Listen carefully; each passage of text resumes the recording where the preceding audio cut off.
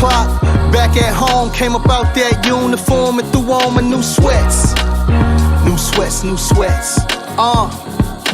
Working hard, got 2 jobs, Friday night, but thank you Lord, there's 2 checks. There's 2 checks, 2 checks. Yeah.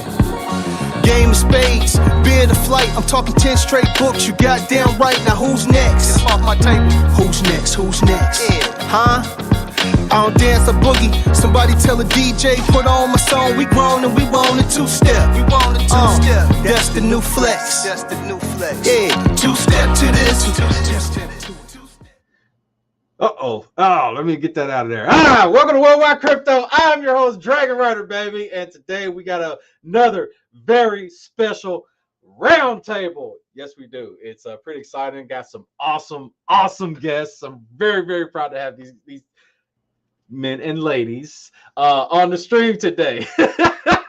So today's topic is community building. And you know that's something that's not necessarily talked about too often. You know, we're also focused on whatever aspects of building that we're building our businesses, and sometimes the focus on building your community up in a different fashion, or I don't even know if properly is the name for it, but there's a lot of different ways to build communities, and I'm always getting asked this all the time by different devs. They're like, hey, how can this community be built? Well, it all depends on what you're doing. So I brought on a few different guests to let us know, hey, what they're doing in their communities, what's going right, maybe could be changed, or this and that. But let's bring the first guest on now. Let's welcome Red, baby. What is up? How you doing? Uh-oh. It helps if I unmute the microphone. Yeah, I was like, oh, great. Thanks for having me. Absolutely. So, I like to always ask my guests on these roundtables, what was your first crypto purchase? Bitcoin. I heard that. And awesome. and my kids want to kill me every time I tell this story, because I got into Bitcoin in like the first month that it existed. And like a lot of people who were super nerds back then, it was like basically giving it away or spending it on stupid things because we were nerds, and we were just really excited when somebody would actually accept a Bitcoin because nobody knew what the hell we were talking about. So yeah, I've been around a long time, but I've been in IT for 25, I just had a birthday, 26 years, I think 26, 27 years. So yeah, I've been around a long time, but yeah, so I had Bitcoin, I had Litecoin, and there's everything after. Oh, wow. That is awesome. Yeah. I always tell my story about, I had an opportunity to buy Bitcoin. It was like around like $12 or something like that. And a group of us, was the group that I was hanging around with, they was like, hey, we're going to take $1,000, we're going to buy this Bitcoin each. And I was like, I'm not buying that. I'm going on vacation. Ain't nobody going to buy no fake money. And yeah, that's my Bitcoin story. I got in way late, and they are living the lavish life.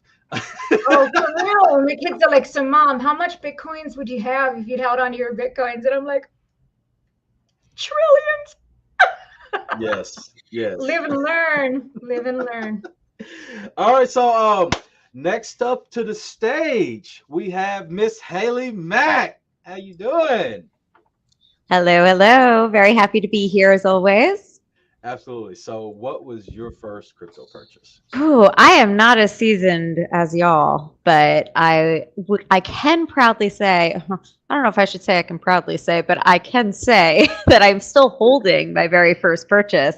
And my first purchase was Scrooge coin. And I am still holding my Scrooge. And I know that sounds terrible, but I purchased that Scrooge back in January of 2022. Or actually, it might have been December of 21. And that was like the tail end of the very exciting bull run, and everything was good and gravy for about 5 minutes, and then everything went right into the crapper. So I've been hodling that shit right into the ground ever since, guys. But it's actually turned around, so it's looking okay. And the casino's out, so hey, we'll see what happens from there. That's what's But up. I'm Man. still holding. When you come in from the bear market, when you come in and the bear market hits, it's like that's when you know you really have staying power. Yeah, and I've literally felt nothing but pain, so we know I can handle it, right? Either that or I'm like a major sadist. One of those things are true. I was thinking that. Well, you never know. There was one I purchased. It was called Cat Bonk, and I held on to that. It was just a turd that I was like, hey, let me try this out. I bought like $100 worth, and in a month it was like worth pennies. But I don't know. I just kind of forgot about it. And then one day, I think it was like around October last year, out of nowhere, this thing went parabolic. I ended up making like $5,000 off of it, and I hurried up and cashed out. And luckily, I did, because about a month later, it went back to pretty much zero. So I was like, "Oh, sometimes it pays to hold."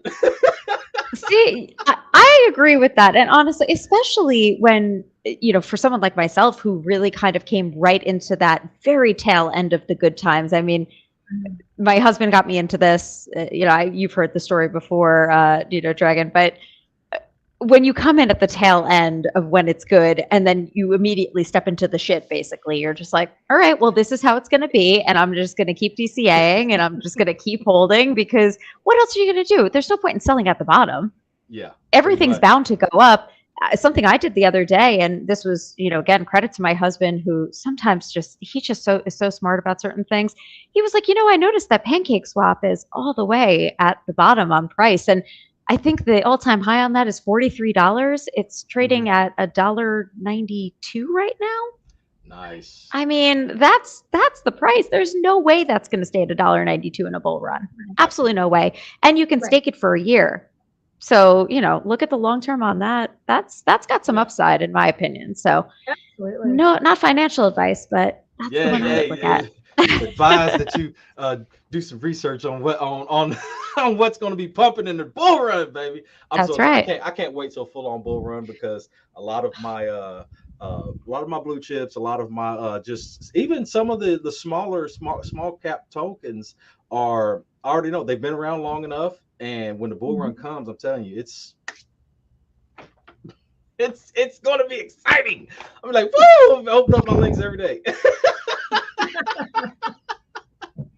All right, so next up to the stage, we have Bert B. Has to be off. What's going on, everybody? Sorry, I had the same problem with my mic. I do apologize first and foremost, because I am driving, coming back from meetings in good old Texas.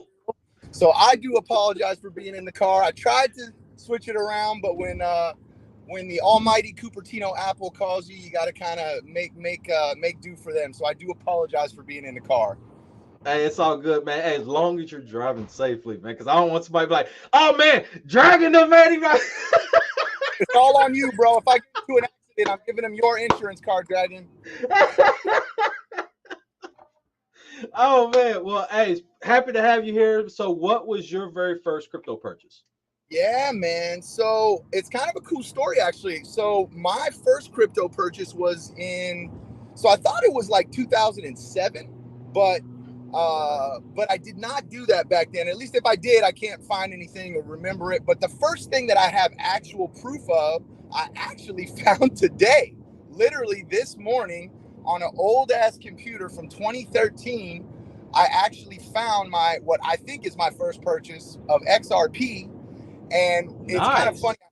I posted a tweet about it, and the story in my head for the last decade has always been kind of a joke, right? Like, I build it up and I purchase XRP and I'm all stoked because I thought my 154 XRP was awesome back then. And come to find out, it's not 154. It was quite a bit more than that I actually had in that wallet. So it's kind of a cool little day to find out that the 154 wallet of XRP was quite a bit more than that I pulled that today. So I was pretty excited getting that this morning and all that kind of stuff. But yeah, 2013 XRP, going through all the ups and downs with Bitcoin, trying to bind it on Bitcoin stars and all kinds of stuff, and old school, trying to do it on the back channels, like you're saying, see who the hell's going to take my Bitcoin for like a pair of socks or seeing if I could trade it at like a garage sale for some cookies that they had there. Just say, hey, you got lemonade? I got a Bitcoin. Come on, man. Like, it works sometimes, but not all the time. Hey, that is exciting though, man. Hey, big congratulations, man. I hope it's a nice sizable bag, because especially once this case is done and over with, wow, it's gonna be amazing. Yeah, man, I'm super excited for. I know we overuse the hell out of that you word, but I'm super excited for the global utility that we're going to see with XRP when it's allowed to kind of spread its wings a little bit. I don't think a lot of people see. I always say, so working for the company that I was working for, still a partner of who I'm working with now, but Mere Protocol. We were an automated diversification token. So, I told you, Dragon, we diversified into all of those blue chip tokens. So ADA, Link, XRP, BNB. And one of the great things about it is that from a community standpoint, my community there, we're one of the community I come from is the hardcore SafeMoon community. And so they're pretty educated, but it was surprising how uneducated a lot of people were when it came to the actual, I guess I'll use it again, but utility that some of those quote unquote blue chip tokens actually have in the real world, besides, what we consider being like store of value, stuff like that. So it's really interesting when you start to look at a lot of the interoperability in those tokens, and you're going from, XRP to Link to ADA, you look at Matic, and then you start putting them all together and seeing what they can do, say with one company, some Fortune 500 company that's trying to set up some payment system or whatever it is. It gets pretty interesting when you start looking at that. I think we're going to see that come hardcore to the forefront when this case gets solved, when this case is over. So I'm pretty excited for that as well.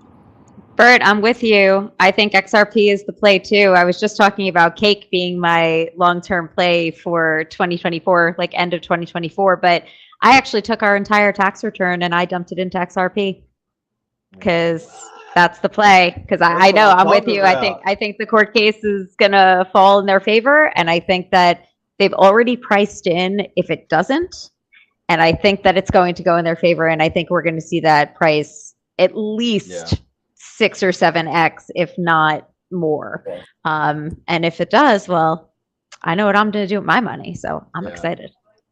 I actually didn't buy. I hadn't bought XRP until this year. Actually, I think it was January. I bought my first bag of XRP, and so I'm expecting big big things happen for XRP. I think everybody's got a little bag of XRP put somewhere to the side.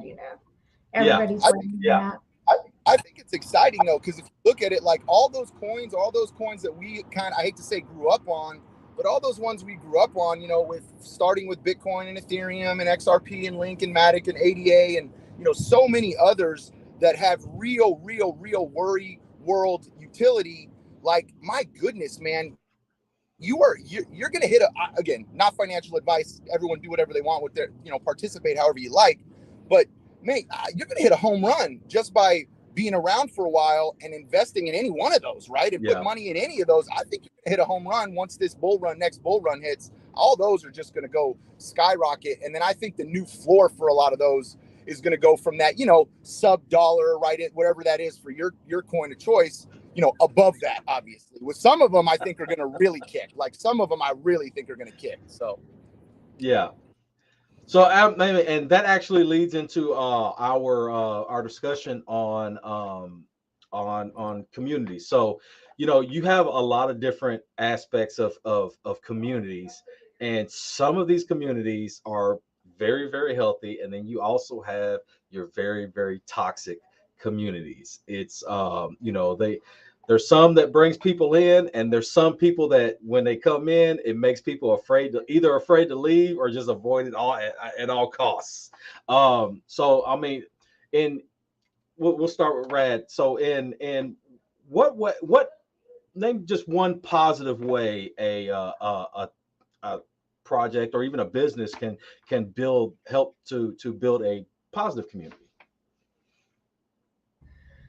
Well, like you were saying, and we were talking about this before we actually started the stream, just you and I, there's so many different models of communities within Web3.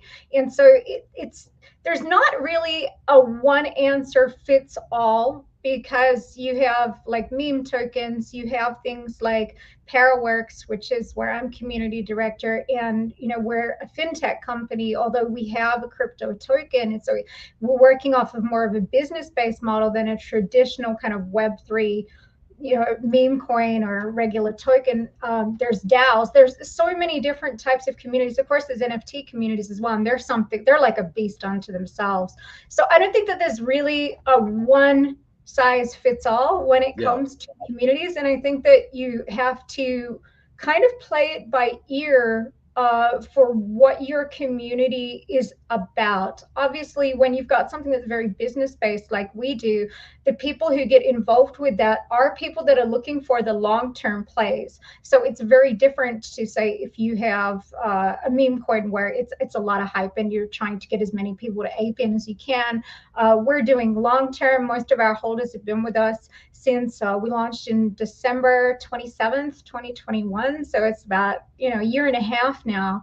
And we're just getting up to beta. Our beta launch is in July. So it's been definitely a long-term hold for those people. And so for this kind of community, when you're dealing with something very long-term, it's kind of essential. And to some degree, this also happens with meme coins.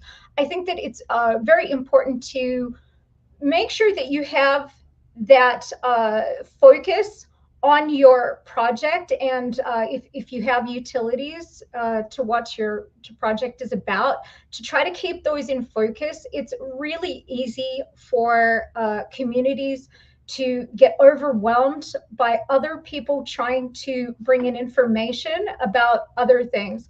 So like in our telegrams, we try to keep it about Paraworks. That's not to say that you can't come in and mention something else. We're not going to boot you, but we try to keep it relevant. We try to keep it on track. It's a little easier with Paraworks because we're a layer 0 and we go underneath every other blockchain: Bitcoin, Ethereum, Cardano, everything. So we can be a little bit more open, and we can talk a little bit about other projects, and be excited for every project, really, because when they're doing well, we know that our program and our utilities will be doing well, because it goes all across crypto.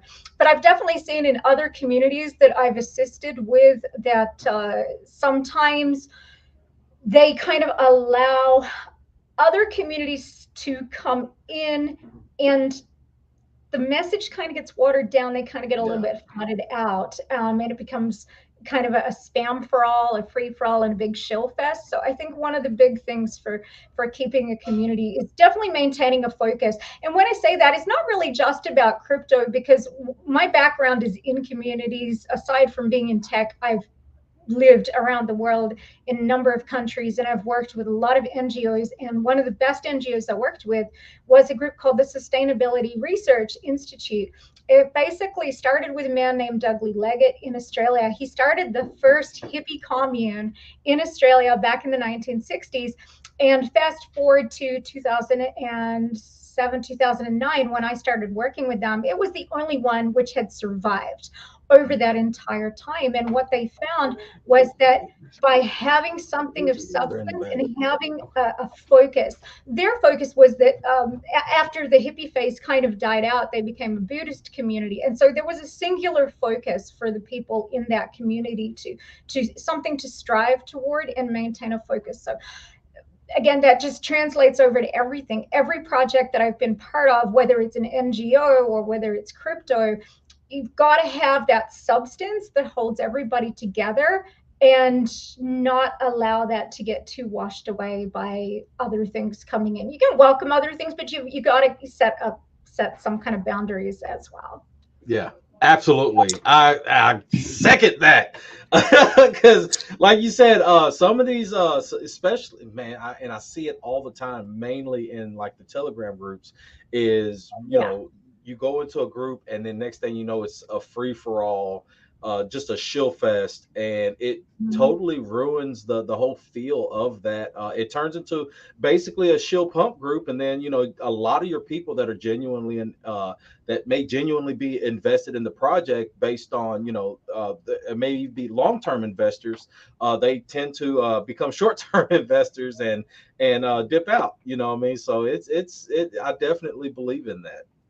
And So certainly when it comes to, administrators and people like that within the group, it's really kind of important for them to maintain the focus too, because if somebody's kind of new to crypto and then they come in and an administrator tells them, hey, this is a new meme coin or something that's happening, it's pumping right now. And of course they jump into it and 2 seconds later it rugs.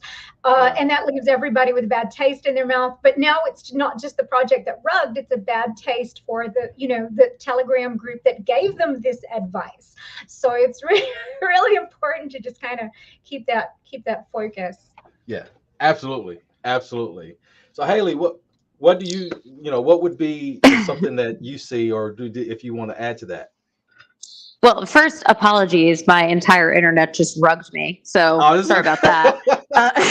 Hey, you gotta get off that dial up. Then, I mean, like literally 56K modem over here. Not sure what went on, but everything just rugged. I'm like calling up to my husband. I was like, do you have internet? No? Okay, cool. It's not like I'm in the middle of something or anything. No big deal.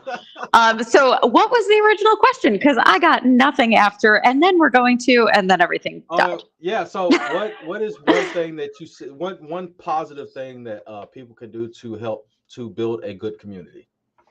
Ooh, so what really kind of sparked my interest, I would say, in being more than just someone who was in the chats was, I think, noticing right away that there was a massive disconnect with the amount of scammers that were out there and people not being sure who to trust in the space. And one of my first indicators of this was when we first started in this space, and I started kind of going into the random Discord groups and the random Telegram chats, and everyone's so willing to be like, oh yeah, I'll DM you, I'll help you with this, I'll help you with that. And then it was actually Scrooge, of course, the original Telegram group that I had ever joined. And I started noticing that people were very quick to be like, hey, ask your questions right here. Don't answer any DMs. And I thought that was really smart. And I was like, okay, that's good. So these people are making sure that I'm asking these questions right here, that I'm not deviating from asking them in the main chat. So they want this to be a visible question, which is A, good for other people who maybe are too shy to ask that question.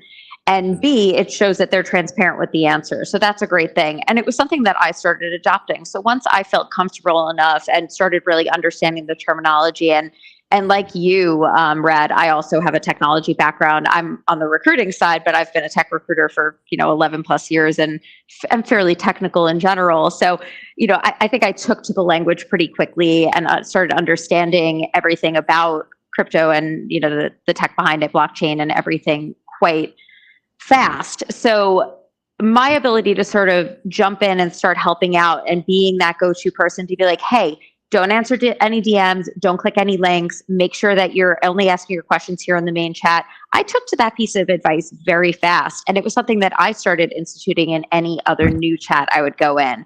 And it started kind of giving me buy-in with other people. And they were like, oh, look at Haley over here. She's basically replacing the Rose bot, in this chat. And, it would become like this long running joke, but it was something that was really effective. And not only was it creating buy-in from newcomers who were coming into the chat for the token because they saw that people were being helpful, it was creating buy-in for me too at the same time. And people were like, wow, this is someone who's trustworthy in the space. So it sort of evolved things to the point where, people got into DeFi, especially around the BSC space, and they were like, oh, Haley's here in this chat? Okay, this chat is a safe chat because I know Haley's here and she's going to make sure I'm not going to get scammed. So things like that were, really important at the beginning. I think we've seen a little bit of an evolution there. People overall have gotten a little smarter around the scam game. I think that that's evolved, but it's still something we have to be diligent about. It's still something we have to be wary about. I mean, I know a good friend who is listening in right now who got scammed the other day, and he knows better than anyone how to not get scammed, and it still happened. So I see things like that, but stuff like that is super vital for building the community, because if you're leading with that trust, with that, hey, you don't know me and I don't know you, but here's what you have to do to ensure your safety right off the bat. I think that's a great place to start, because you're not asking for anything from them. You're giving them simple, useful tools of here's how you can begin so that you can position yourself the right spot to start this journey. And it gives you automatic rapport with someone and automatic buy-in. And I think it's a great place to begin. I heard, man, that's an awesome answer. So, Bert, let's chime in on this, man. So, what do you see that people could do to, or devs or business owners could do to help create, just to start, help to create their community? Yeah, man. So I love both the answers that Holly and Rad gave, and I'm gonna go a little bit of a different route. I agree with both. I think they're both important, and I definitely myself subscribe to both methods. I would say the best thing I've seen most people do is it's successful when people remember that as much as we want to be special, and as much as we want it to be like the one, like this process, this sale, this business, this product, this whatever is the one. And it's, hey man, I'm telling you, dude, hotels are a different beast, dude. You don't understand. And hey man, I'm telling you, restaurants, it's a different beast, man. Crypto and DeFi, it's different, man. I think when people get out of that mindset, and remember that in the end, it's still sales, it's still marketing, it's still community, it's still doing things the right way. That's when you find the most success. Can you do some cool thing and have some neat little trick or method? 1,000,000%. And I hope people are really trying to push themselves and be creative when it comes to bringing community on and getting people to buy into whatever it is you're doing. But in the end, what I see, what we do is we really treat it the same as I would treat any other, marketing or community building piece. I do analytics. I do a little development as far as research and psychological research. I look at who my demo is first and decide, okay, what audience am I talking to? And then how can I best serve that audience and community? For us, for example, in the BBTF community, in our ecosystem, we're about community, we're about security, and we're about user experience first and foremost. So everything we do is leading with that. But to get there, I'm looking at other projects, I'm looking at other blockchains, I'm looking at other communities. I'm looking, for example, I'm the NFT project I work with now, the Moonizens. Part of what we do is go out and talk to, meet, really research and introduce ourselves to other people. But even, Drag, you've seen me on this, even when I was with Mir and we do Through the Looking Glass, part of what I do is bring people on to our show, just like the ladies here and yourself, and interview them about their projects, what it is that they're doing on their blockchains and their communities, so that our community can get a spy and a vision into what they're doing. That's for sure. But it's also full on harvesting. I mean, don't get it twisted. Like everything I do is all about harvesting. It's about pulling ideas. Like this show is harvesting. I found 2 new guests that I'm going to have on our show at some point, right? And I found 3 new guests that we're going to have on because Dragon, you have value too in what you're doing, in the way you're building community, doing it this way, the right way, organically. And so again, I think it's important to always remember, research, develop, analyze, and then launch. We do something where in the BBTF community where we call the real, which is reveal, educate, let the community ask questions, and launch. That's how we launch everything. I do something similar with the community building that we do. I look at these communities and say, what are they doing right? What do I want to emulate in my community? How can I make that work in the BSC project I'm in, or for this ETH project, or whatever it is? I think when you see people going down that road and analyzing the psychological aspects of how to build a community, I think you get really, really, really interesting and successful outcomes from doing it that way. Nice. I like that. Man. Hey, all great answers, and I mean it's a lot of different aspects. And what a lot of people don't understand, especially like when you are going into these different social medias, you really have to do, you know, even as devs, as business owners, you really have to do some research on the demographic you're trying to reach. You have to do some research on, you know, even the different, like you just said, pulling from different projects or different businesses, seeing what they're doing, seeing what's working, seeing what's not working. You know, you have to do a lot of research before you can really get to draw people into your product, because at the end of the day, it's what you're selling is a product, you know. And being knowledgeable about that product, you can't just be like, hey, yeah, we're doing this, and say I'm going to sell this pen. I'm man, this is the most awesomest pen ever. Okay, so you know, tell me some some different stats about you know, the pen business. If you can't even do that, it's like, okay, so what am I really investing into? Because obviously you don't know what you're doing. So that's a red flag to me, you know. It's especially when it all depends on what type of people you're trying to draw in as well. Are you trying to draw in people that are just, they play on the hype and then they're out, or you people, you know, you trying to draw in people that are actually you know, very interested in this pen? If they are very interested in this pen, they want to see that pen grow into a box of pens and then eventually into, you know, a warehouse of pens. You know, what do you want? What do you want the outcome of your business to be? Because if it's solely on just, hey, yeah, I mean, we see where that's headed. You know what I mean? The whole thing with recently with PP, you know, it's all dying down. It's coming down. All that hype, all that just driving to you know, yeah, it had a lot of games and whatnot, but a lot of that is dying out. People are looking for the next PP now. So it's like so it's like, what are you trying to do? And you know, how are you going to sustain? Because you can start to draw people in, but what are you going to do to keep people around and keep them interested? That's another thing in itself. Yeah. It's also about what your project is bringing to the table.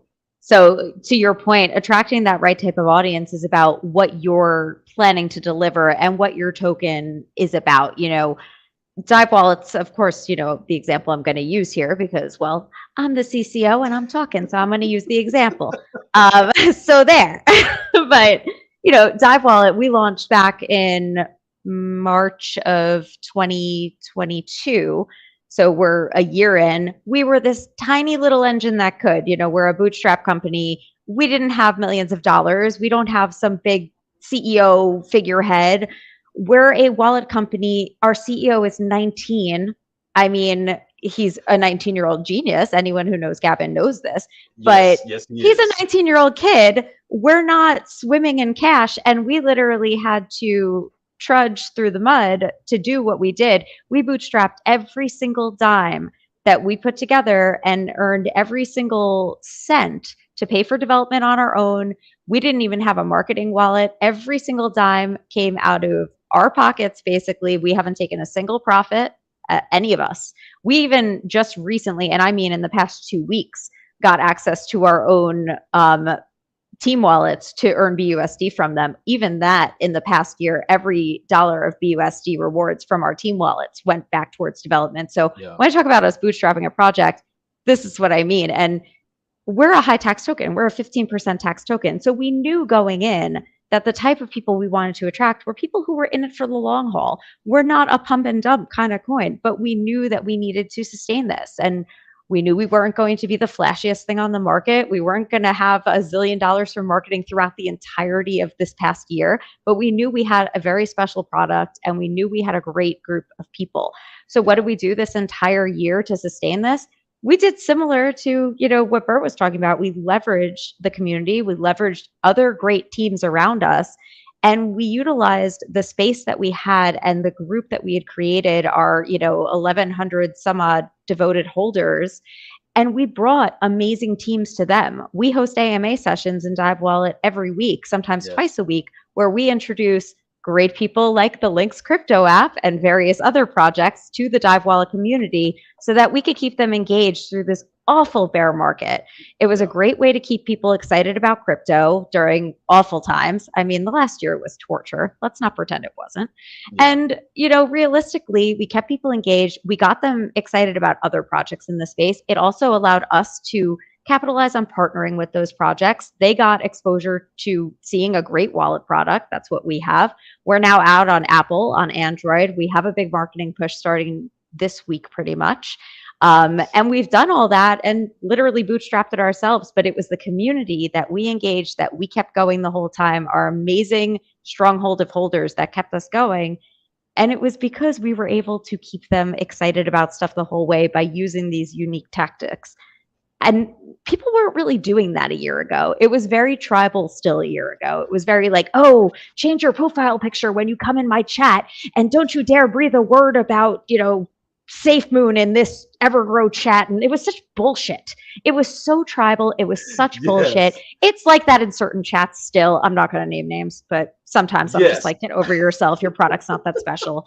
But like, I see it sometimes still. And I'm just like, come on. Like, because at the end of the day, and anyone who's ever listened to a single space I've ever done, I probably harp on this more than anyone I've ever heard in this space. If we ever want to expand the 4% of crypto users worldwide to, I don't know, 50%, wouldn't that be nice? We can't do it by siloing ourselves in tiny little chats. We have to allow this to be a global thing. We have to have the adaptability and adoptability grow larger. And we have to kind of open the tent for everyone. So we can't be so, oh God, don't talk about that coin in my chat. It has to be like this. We have to share the wealth. Because or else we're just going to fail. We're going to be 4% forever. Absolutely. I just got to take a second to give a big shout out to Darren from Destination DeFi with the 10 bomb, baby. Good evening. I'm gonna choke him out. Hey, if y'all don't know, hey, Darren's my homie, man. Hey, he's good people. Good evening, Reverend Worldwide and Congregation. Here's a little something for the crypto collection plate. Can I get an amen? Amen, brother. I appreciate that. I'm gonna get you back. Hey, we got Daniel Grayton in the building. What's up, man? Another great content creator. Hey, for those that haven't already, everybody here, make sure y'all go shoot them a sub. Make sure you go shoot Daniel a sub. Make sure you go shoot Darren a sub. I love hanging out with great content creators and great people at that. And I support everyone who's honest and just trying to do the right thing in the space. I really appreciate that. Great show. Appreciate that. I just had to go through a couple of these comments real quick. James Layton, tell me how and why your pen isn't another Bic.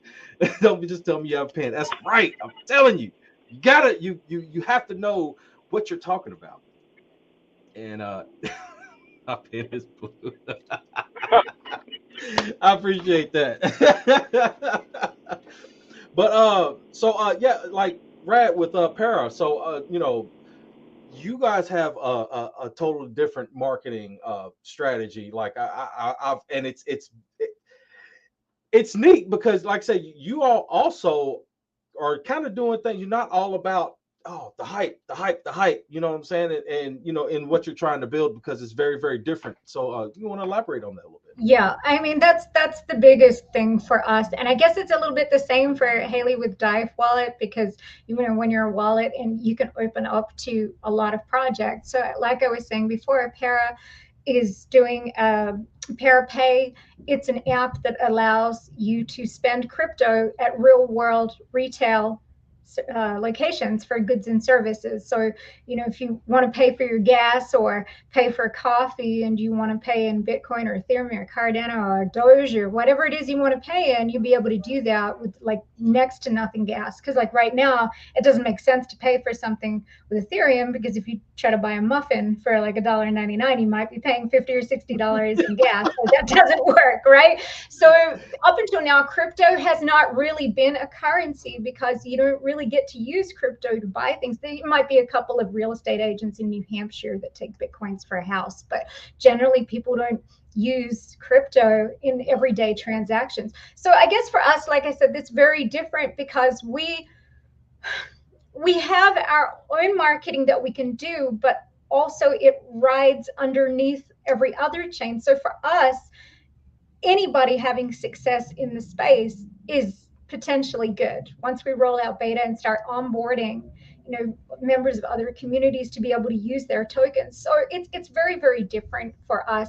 But with what we're building, it's so incredibly new and nobody has done this in the space yet. And so this is something I did want to touch on as well. Getting back to that whole bear market, we've been building something during a bear market, which is really, really on one side of the coin, it's great because nobody's expecting much to happen in a bear market. Yeah. But then on the community side of things, it's, people have invested money. We launched right at that time, like Haley was saying, that when she got in, December 27 of 21, that was like peak time. Gas on Ethereum was like $200 to $400 for a transaction. It was absolute peak time. So people who got in at that time, they saw, Ethereum went from like $4,000 down to, what was that, low eights, low 800s. It was terrible. The bear market was a slaughter fest. And then we're building. So it's kind of like, well, what's going on? What's going on? We're down so much money, but we're building and you have to wait. So that is, for me, I always say that separates the wheat from the chaff. Who are your real long-term holders when you've got this kind of environment happening? But I think one of the greatest things for us has just been that we have a fantastic COO and we have a wonderful CEO, Cameron and Lee, and they stay in touch with the community. We've done a space every Wednesday on Twitter. We have other community members that do YouTubes, and just like you guys, we introduce other projects and we talk about those because, like I said, any crypto can use this service. So it's great to get to know about other projects. But that staying in communication has been really, really important throughout that bear market. Just, if you don't say anything for a while, I see this in projects all the time. The devs go quiet for like a month or 2 months, and they might as well just because everybody thinks that they have, right? And so then they're just like, well, I'll just sell at a loss. So communication, very, very important. But I think it's not just about communication as a hype tool. It's communication of the good and the bad. And this is like a relationship. It's like you see these couples that are like, they're together and they're so lovey and they're dovey and everything is so perfect in life. And they're like that for 20 years. And then one day something goes wrong. And off that one thing that went wrong, they're suddenly getting a divorce because they've never had anything go wrong before. And nobody knows what to do when something goes wrong and it just all explodes and goes way out of proportion. I mean, definitely when you're a project that is trying to create something that is so incredibly new, there's going to be some setbacks along the way. And trust me, we've had them. I think that everything that possibly could have gone wrong has gone wrong at some point for us. We had really stupid stuff happen where like we did a migration and there was an issue between CoinGecko, Coinbase, and Uniswap, and people could sell coins, but they couldn't buy coins. Well, guess what happens to a chart when the only thing you can do is sell? So we've had these kind of things that have happened. But one thing I absolutely love about our devs is no matter what happens, they stay in communication and they stay honest with the community about what's happened. Here's what happened. Here's what went wrong. But here's what we're going to do about it to prevent that happening in future. And so, we've been through so much. It's like para holders always say this. We're like, we've been through so much already. Throw anything at us. We've been through so much already, and we're still here, and we're not going anywhere. So I think that communication is just really important, even if it's a shitty day. Tell them what's going on so that they understand, but come with a solution also. So that's the thing. Para is a great community. Another thing about Para is that when this started out, and we still do, that's our charity use case, is still for veterans. So we have a lot of people who have served. I was only ever in cadets. It's not like full military. It's part of the Australian Defence Force, but it's not like I wasn't fully enrolled. It was like I don't know what you guys have here, like RTO or something after school, you know, when you're in high school. Yeah. But a lot of the guys have served. And so that was great for us. We already had something that really bonded the community together. So that was really awesome. But then as we grow and you get different types of people coming into the community, so you have to remember it's not just like, you know, the Veterans Boys Club and, you know, so you got to accommodate like more people and then expanding to new projects that are, they're completely different. And so you just find ways to connect and to bring people in and to make them feel welcome, but always keep those levels of communication flowing so that everybody's kind of on that same track. Yeah, absolutely. Absolutely. Bert, so what are some things that you guys are doing over at Moonizens to grasp a community, keep them engaged, and keep them interested? Yeah, man. I mean, I love what Rad just said. I mean, first and foremost, communication is key. I'm a big fan of, like, you know, when you look at, again, taking all the personal feelings out of it, whether you're for a community or against something, like for me, when I look at something like, for example, Safe Moon being a good example, you look at what Safe Moon has kind of done, right? And you consider that, you know, the wallet, and then obviously there's been a huge release of news in the last day or so, so it's a little different, right? But before that, there was a back and forth, but it wasn't like a massive release of products or anything like that. The key that I always found was it was the vision, and there was a singular vision as to where it was going to go. And what they did as a community was they had people tap in to that vision, right? And again, I'm going to give you a dumb reference just because it's what I used to do and back in the day working in professional wrestling. But when you look in professional wrestling, and when you look at professional wrestling, and sorry, dude, these people are retarded. I'm sorry, excuse me, are morons just driving here. I apologize. When you look at pro wrestling, you know, the one thing that's key to make people buy in is to get that emotional investment, right? You got to have them emotionally invested in whatever the character is. I mean, you know, you look at a Stone Cold Steve Austin, you know, you were emotionally invested in Steve Austin so that when that glass broke, the whole crowd went insane. Whether you won or lost or whatever happened, it didn't matter, right? Because it was the emotional investment. And so for us at the Moonizens, and especially before what we did with BBTF and Mir, it's all about, first and foremost, community and connection and communication. Yeah. And then it's finding out what is our vision, and then how do we get our community to see that vision. So for us, we're all about our what we're offering the community. So we're offering an NFT project that's unlike anything anybody has ever seen. We're going to have the most expansive science fiction universe that you have ever seen that's being written right now. So why is that important? Well, it's not if you don't care about entertainment or you're not that kind of person. But if you like that stuff, if you're a little bit of a nerd, you may think that stuff's cool. If you like Marvel movies, if you like any kind of Harry Potter or books or fantasy or any of that kind of stuff, without getting too deep into the story, because that's not what's important, yeah, it will all connect to our story and our lore. So from a marketing perspective, what am I doing is we're trying to get our community to understand, what does that mean long term? What's the vision that you can see from that? It's more than just a PFP in a picture. It's hand-drawn art. It's the picture that's going to lead to potentially movies and television and merchandise and card games and video games and all kinds of other stuff, metaverse, blockchain, off-chain, all different kinds of things, right? When I back up and I go to what we were doing with Mir and Blockbuster's Tech, it's exactly the same thing, right? It's getting the community to see the vision. Where are we going? Okay, great, man. Yeah. We're getting stake one Mir and get rewards in 7 blue chip tokens. Wait, so I'm going to stake my tokens and I'm going to just automatically diversify my portfolio? I'm not going to have some fund manager do it for me. It's going to automatically happen? Awesome. Cool story, bro. That's the vision. And then where does that go from there? So, again, my biggest thing, and I know I talk a lot, but it's to go narrow first, find the vision, and then get the widest group of people to buy into that vision. And so however you go about doing that, and I think the three of us are probably similar, and you are probably too, Dragon, and how you do it is I go organic first. I love marketing pushes. I love viral. I love building out, huge advertising pushes and getting on to all that stuff. But in the end, to me, you got to be relatable. You have to be able to have something organic that the community can get behind.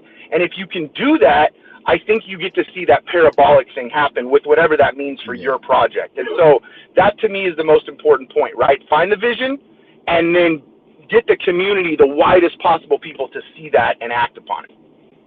Hey, I heard that. Because look, I have faced a lot of difficulties with getting links out there. So, it was exciting, at first. A lot of the communities was excited about it. We had our Telegram was getting up to 100, 200 people. And then, they kind of found out that we weren't selling a token. And it was like, well, I can't make no money off of this. So I'm just going to, and it's like, we're not selling a product, we're not selling a token, but I'm selling the idea of links. You know what I mean? What it's supposed to represent, what it stands for, what we're trying to do in the space, because it's very difficult to be in a crypto space and not selling crypto. So, getting people. I told you should have made a token. I told you. See, I wasn't the only one. I was like, you totally could have made a links token and people would have bought it. I mean, Dragon token incoming, bro. Dragon token incoming. Dragon token incoming. Let's go. Well, there was, it's pretty funny because there was a scam links token that dropped. I think it was about 5 or 6 months ago, something like that, somewhere around there. Some random person, they took our logo, they made a links token, and people were buying into it. Now I shared that out everywhere. Do not buy this. We don't have a token at all. Please do not buy it. And people were messaging me, hey, why can't I sell this token? I'm sorry. You obviously you didn't do some research, because if you did, you would find out that links doesn't have a token. So the amount of people who do not do research and do not do their due diligence in this space is truly astounding. We migrated Dive Wallet from a V1 to a V2 contract. And literally, I mean, we could not have posted this in more places. Like, hey, we're going to take the snapshot at this time. Please stop trading. We must have put it 4,000 places. And then the second we took the snapshot and stopped, we couldn't actually stop trading. That was one of the limitations of the original contract. We couldn't stop the trading, right? As soon as we did that and we pulled the liquidity out, it was like a free for all. We must have had 300 buys in the next 20 minutes because, all the bots and everything. I was like, this is why we can't have nice things. It's just nobody listens, nobody does anything. And then as soon as people did that, everyone who was, still holding their old tokens, they were like, fuck it, this has liquidity, I'm going to sell it. It's just so all those people who did that got immediately wrecked by people who've been holding forever, because we were like, well, it has liquidity. I mean, we might as well. Exactly. But again, it's do just an inch of research on a token. Look at one thing. If it isn't the Twitter or the Telegram or the Discord or all of them, just pick one, because you're gonna find maybe just one hint that token is not actually legit at this point, or maybe there's been a migration in our case, or just anything, just a modicum of research, a tiny bit, this much. Or sure, just throw your money away, because some of the buys were coming in at $400, $500, $600, and those people were immediately wrecked. And I was like, you just lost $600. Okay, fine, just throw your money away. Just send it to me, I'll take it, or just light it on fire in your front yard if you want to lose it that fast. Yeah, exactly. Just blew my mind. Hey, send it to me, and I'll drop it somewhere. That's right. Go invest somewhere else. That's an issue, though. I mean, honestly, from a community standpoint, when you look at community building, I mean, that's a huge issue, right? Is people out there, again, do your own research and all that stuff. But I also go a step further and say the amount of people that, are new-ish, just dangerous enough to do something dangerous, but yet they're not inundated in the community. Maybe the community is a little toxic sometimes. And so, the 42-year-old grandmother, new grandmother or whatever, and trying to figure out, oh my God, what am I going to do? And my kid just had a baby and all this kind of stuff. and she's a little nervous to ask somebody as simple as, hey, what's this whole migration thing going on? What do I do? And all that stuff. I think it's really important for people to really take the opportunity to try to, find the communities that can find those people and speak to them as well. I mean, you see them being really, really successful because they're kind of hitting on, I hate to say it, but like the lowest common denominator of cryptocurrency education, in our community. I think when you get to those people and you can reach them, you're doing really, really well, because you're right. There's so many people that either through ignorance or simply through just laziness don't do anything, and they just show up, open their wallet, and start clicking buttons. And it's like, yeah, you can't do that, man. You need a little guidance and a little help. So yeah. And every once in a while, I still get people that'll come into the Links Telegram and be like, where can I buy the token? Well, obviously you need to read up a bit, because you obviously don't have all the information, or we have just sometimes it's like 2 or 3 people. Hey, I can get your token listed on CMC. I'm like, for real? Hey, you know what? I tell you what, if you do that, if you get our token listed on CMC, I will pay you $5,000.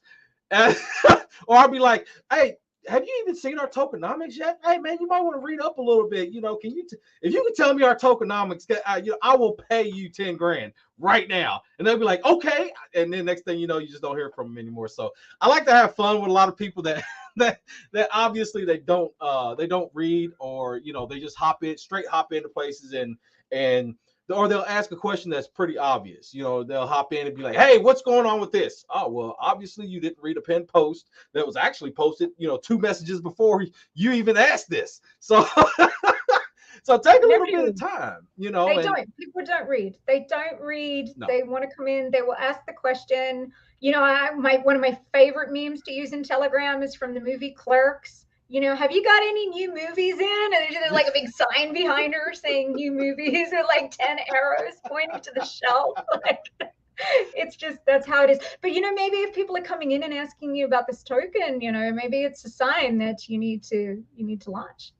Well, I'll spill the beans a little bit. There is a Links token coming. It's in the works. We are discussing and we are discussing how we want to do this, because not only do we want to continue to get the Links name out there, but we also want to support all the projects that are listed with us.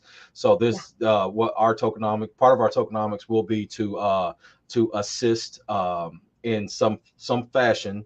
I can't give out too much stuff yet, but in some fashion we will be assisting the projects that are listed on our platform. So we'll be excited for that, because that's our Telegram. When anybody comes in, we actually have that as part of our Rosebot. It's like people come in and they're asking, how can I see the value of my wallet? We're like, Links. Exactly. Yeah. We're still building stuff, and that's what I continue to try to get people to understand is that what Links is trying to achieve. This is not a, we're not going to have it all done in a month. There's a lot of, and I'm even learning that myself with Spencer. He's very, very patient in explaining things to me, because I am not tech savvy at all. And there's a lot of stuff that I have learned just by saying, hey, look, you're gonna have to dumb this down for me and explain this into dummy terms, because he'll get to speaking in dev, and I'm just like, just stop right there.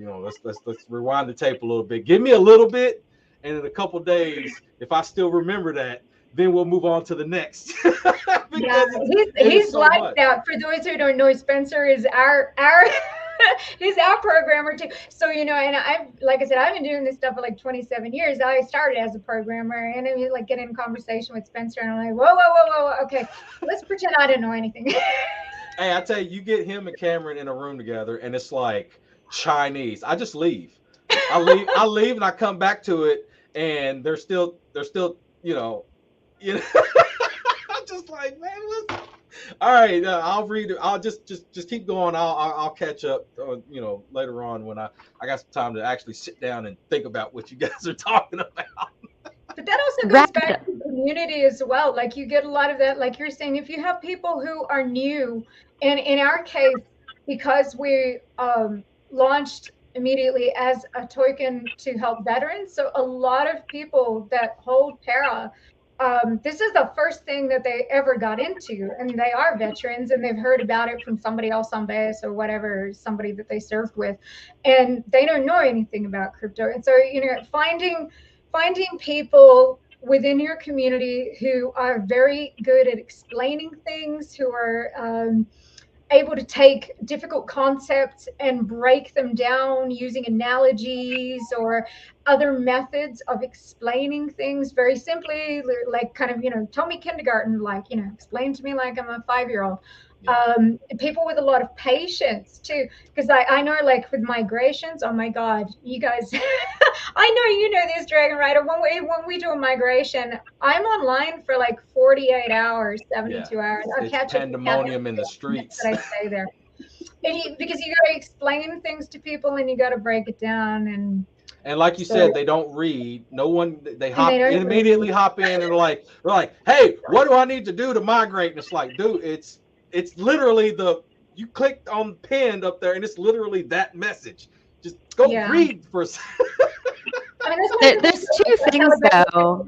All that just automate it all into the Rosebud. We've done it so many times now because we're on version 6. We've done so many migrations. It's all automated now. Somebody come in and ask something, and it'll send off that Rosebud. It'll tell them what to do.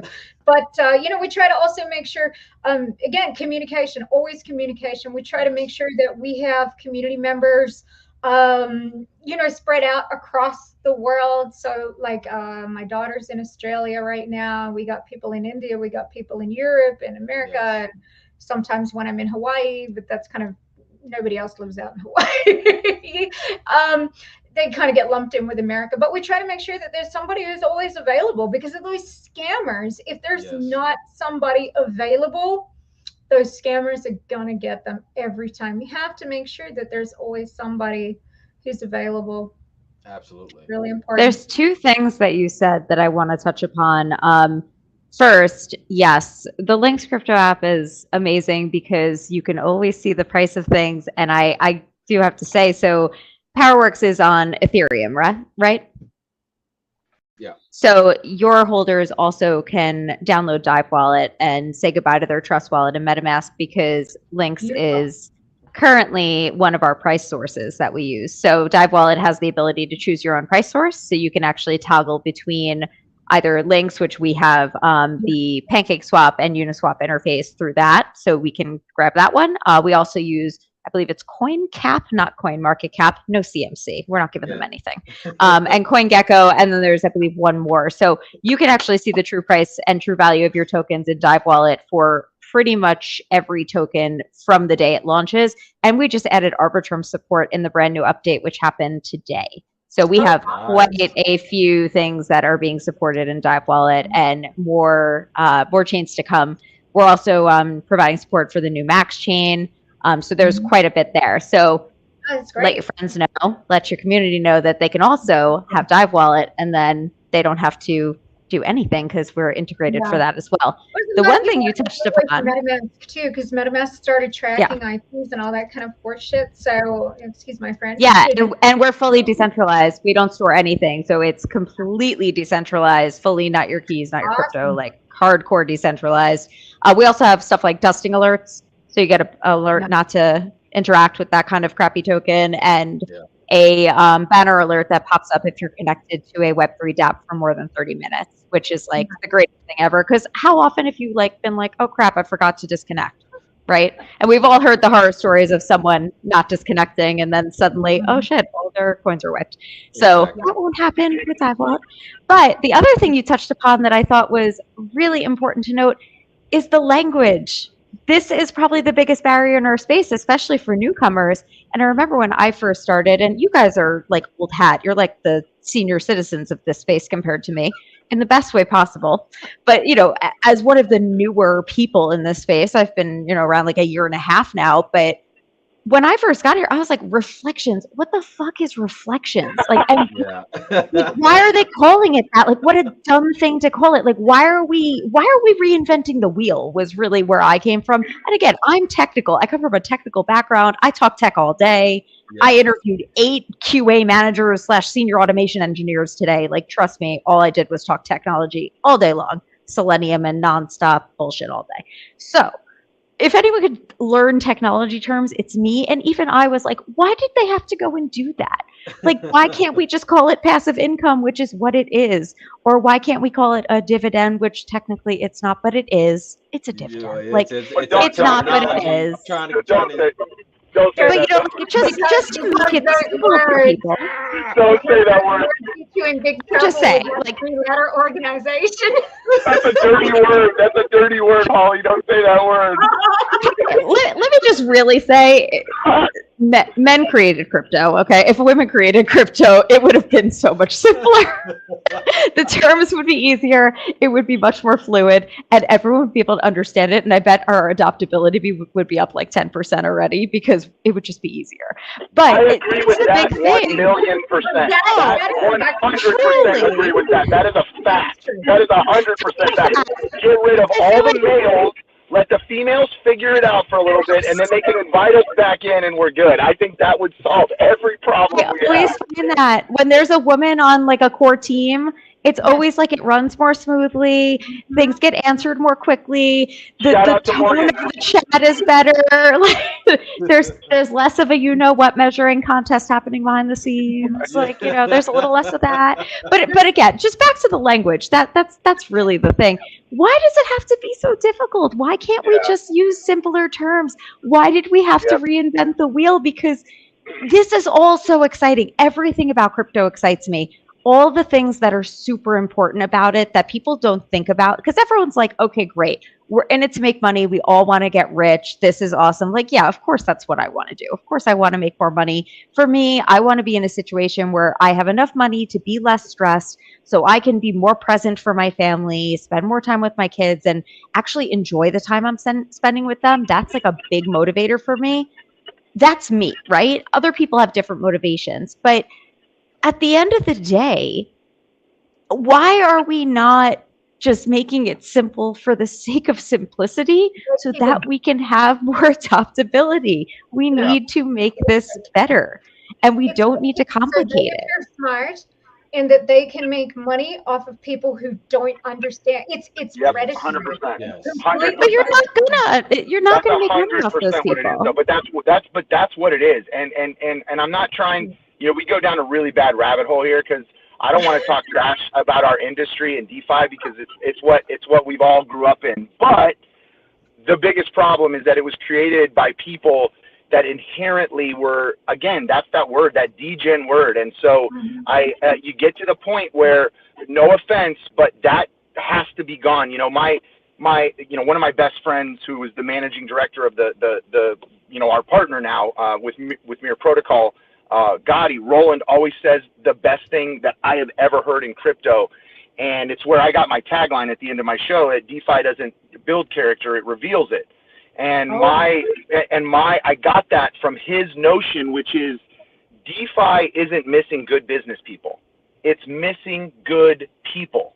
And so, and that's the thing. It's like you create a word, you create a certain, you call it something so that it's not this, and then they don't understand and they don't get it, and then it gets into this circular thing. We dealt with this in our own capacity, even in our own projects, right? People that are selfish and they're not thinking enough of the community. They're thinking about their own personal outcome. And so that's not community, that's selfishness. And again, it's not, you're not a bad business person, you're just a bad person. And that's what really has to get out of here. And in my, Holly said something, and Rad, you hammered it home, is that when we get to the point where we can get more mass adoption, it's going to cause, and I'm getting all these messages now from all on Twitter and all this stuff keeps flying up, but I'll just say this, like, one of the guys that just messaged he says something all the time about, we're big in with Unite DeFi, and Dave Blair always says the same thing. And you just said it, Rad, when one of us wins, we all win.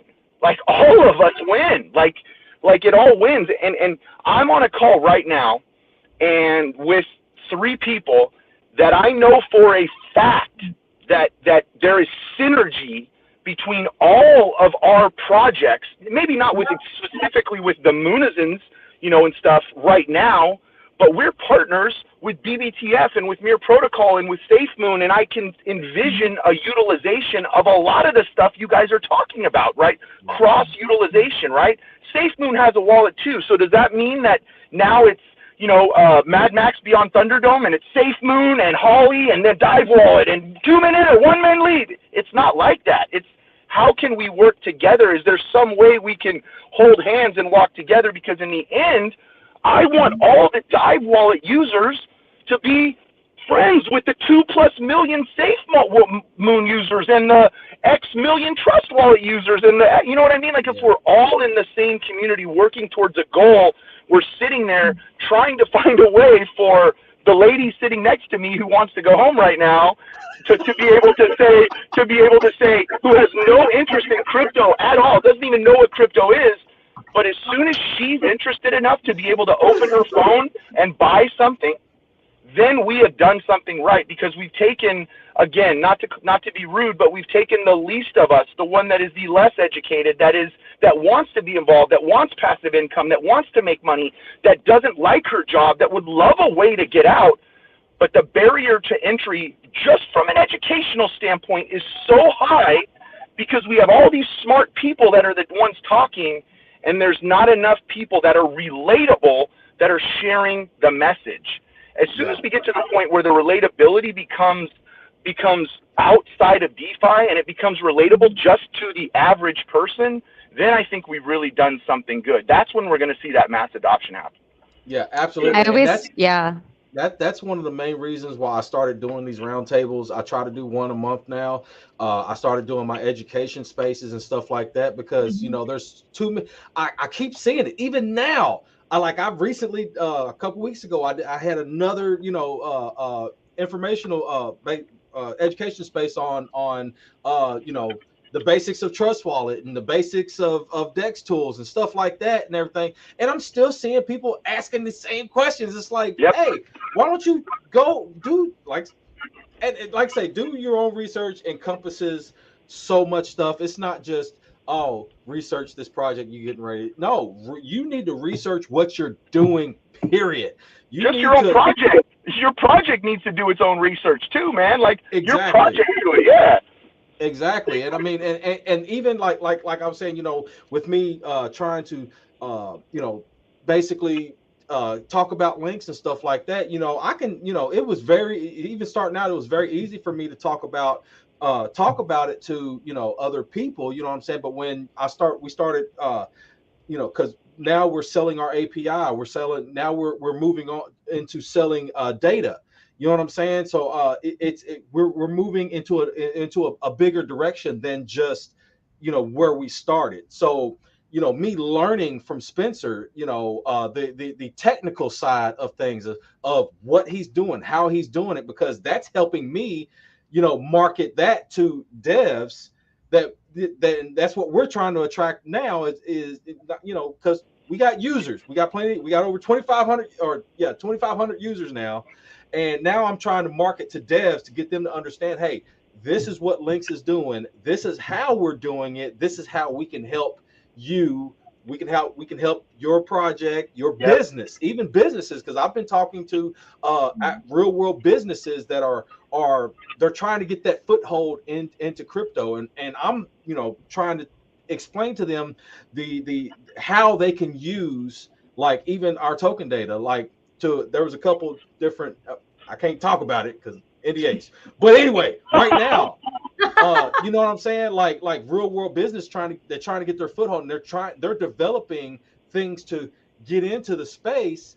And you know what I'm saying? And then I have to explain to them how the technical side of Links, how that can help them. And that's part of doing my research on even my own project is, hey, I need to know what's going on, because, you know, Spencer's not always going to be around. He's not always going to be available to take this last minute phone call, because I'm like, you know, I was trying to stumble over myself to even just get some basic information out about, you know, about Links. You know what I'm saying? So that it's totally understandable.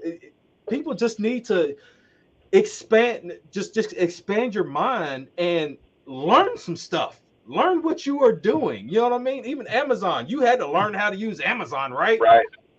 There you go. You Yep. have to learn how to invest. You have to learn how to crypto. You have to learn how to business. Hey, Dragon, I can think I it's jump in real also quick? sure. Can I just let me say one thing on that, just before I forget this, is that he brings up a great point, Dragon, when you say that, because to me, we just did this, right? So with the Moonazins, we're looking at ourselves, like I said, this massive storytelling and lore. You've never seen it before, all hand-drawn art.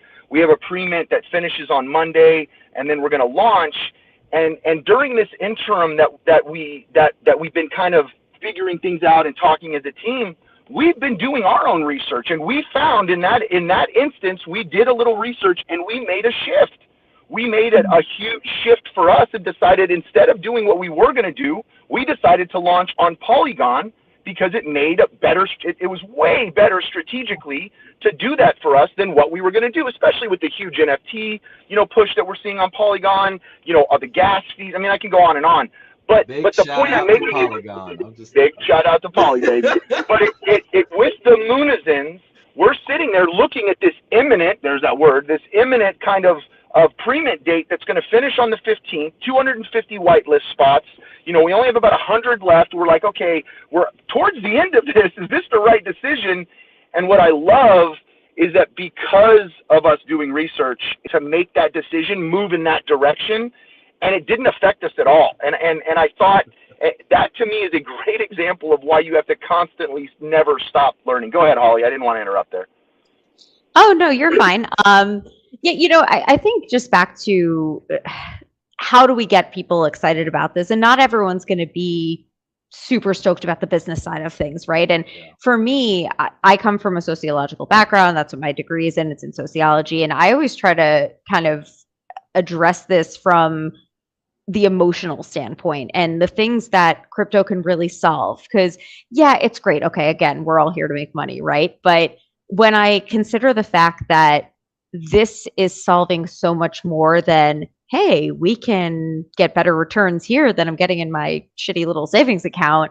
The fact that, women who are in terrible situations where maybe they're in a situation where they're in a domestic violence situation and they can't escape a home that is violent because they can't hide money from their spouse because their spouse controls all the finances, but the blockchain is anonymous and they could potentially be hiding a crypto account somewhere. That's a win, in my opinion. Or the fact that people of color in the US have been traditionally underserved, underbanked by the traditional banking system. The fact that women have been traditionally underserved and underbanked by the traditional banking system. This is the way out of that without having to navigate what we've been held back from our entire lives, at least, again, here in the US. And I know that there's a lot of other countries that I'm less familiar with the laws about that also have, similar pain points to us. And even the ability to send cash back to family, or not cash, but send crypto back to family in other countries and not have to deal with Western Union and all the hoops to jump through with that. All of these things are just little bits and anecdotes that you can add into conversations with people when you're trying to entice them to come over to the dark side of crypto and, get them in with you and get them on our side of things, because it's not like you can sit there and let them make that argument with you that, oh, well, I like my money where I can see it in the bank because it's a stable coin. Go show them the First Republic chart and tell me what a stable coin looks like, because that's a big bunch of bullshit. I'm not going to sugarcoat it and pretend like Silicon Valley Bank and First Republic look like prize peaches right now. They look like garbage. Okay, that's the crapper. And as far as I'm concerned, what we're doing is going to be the future. So people are going to have to come over to our side eventually. It's just about how do we get them here quicker, and maybe approaching it that way, saying like, hey, maybe you don't understand what this can accomplish from this aspect, but I know that someone who is in a domestic violence situation, and look at what this can do for that person. Think of it that way. And maybe approaching it that way is a great approach too. But I always try and think of the person that I'm speaking with. And between my husband and I keep pointing over there like you guys know what the layout of my house is. Like, oh, up there, up the stairs. That's where he is. He's watching the Knick game. I should be doing that too, although they're probably disappointing me right now. Yeah. But either way, we've brought in probably 50 friends to crypto over the past year and change, especially. And each time we've done it, we've kind of taken a different approach. It depends on each of their individual situations. Yeah. So I think there's no one size fits all model, but knowing all the different ways that crypto can be impactful in people's lives is a great way to go about it. So if you didn't know that those were 3 ways that crypto can impact you, now you do. Yeah. But see, Use it, add it to your arsenal. go I ahead, love Rad. the fact that you were saying about people in other countries, because, like I have family in other countries. I have family in third world countries, but I was even thinking just within the para community, we have a lady who is one of our admins. She lives in Nigeria, and her son is very young. He's maybe, I think he's 13 or 14 years old. And he was just starting to get into crypto and do NFTs and starting to make a little bit of money to help his mom, bless his heart, when the bear market came. And so as a community, we kind of, just a few of us, kind of privately, we were sponsoring her son to go to boarding school. And it's like, oh, school fees are due. Just send her off some Ethereum, bang, her school fees in Nigeria are paid. And we're just, as a community, we're happy to be able to do that. So it makes a hell of a lot of difference for some people out there. And look at countries like El Salvador. They're cleaning up with Bitcoin. You can pay for anything in El Salvador with Bitcoin. It's a legal currency there. So Yes. it's fantastic. Blockchain is amazing. And then, the big thing that people always say is, oh, well, it's just creating money out of thin air. Did you guys see that Fed today? He said, people will say, oh, you just print money. Yeah, we do, but we're the American government. He literally admitted it. So now I've got that saved. It's bookmarked on my Twitter. It will forever be my favorite video to show people and say, they admit, I mean, we knew this, but now they admit, we just print the money out of thin air because we're the American government. But look, you brought up a couple a great point that wanted me to release, because we talked about a lot of the positive effects, how we could positively impact communities and stuff like that. But you brought up a good point on the negative of drawing in, how you can negatively draw in communities, and that's preying on people's desperation, because they see people that don't know about crypto. They're very ignorant. Now, not saying they're dumb, but ignorant to the crypto space. They don't know the ins and out. They don't know how it works, but they see that some person invested $100 and became a millionaire. They're seeing this on like mainstream media and stuff like that. So they're getting in. They're like, wow, this could be my way out. And just so excited. And then they see, this random, Telegram or this random, Twitter saying, hey, we're going to moon, we're going to 100 extra money, we're going to do this, we're going to do that.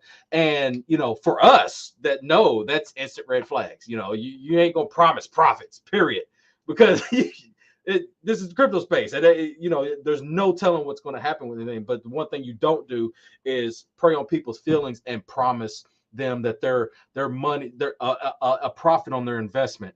And a lot of these devs, these scammers, are doing that. They are preying on people's emotions, and like you said, their desperation. They may be in a situation where they have to get out.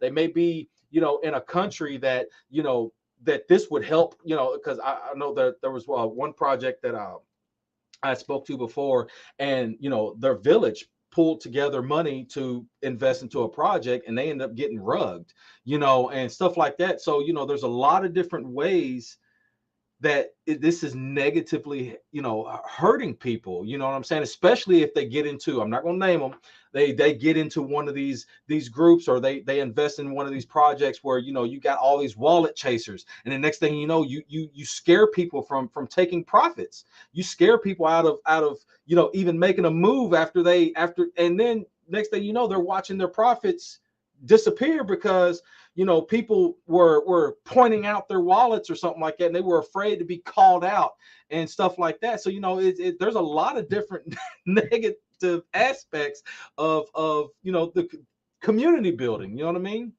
Yeah, that's really important. I mean, because like we have staking, and so people get the staking rewards, and sometimes they sell the staking rewards, and you always get those people that are just in Web 1, we called them stataholics, but I guess in Web 3, they're chartaholics.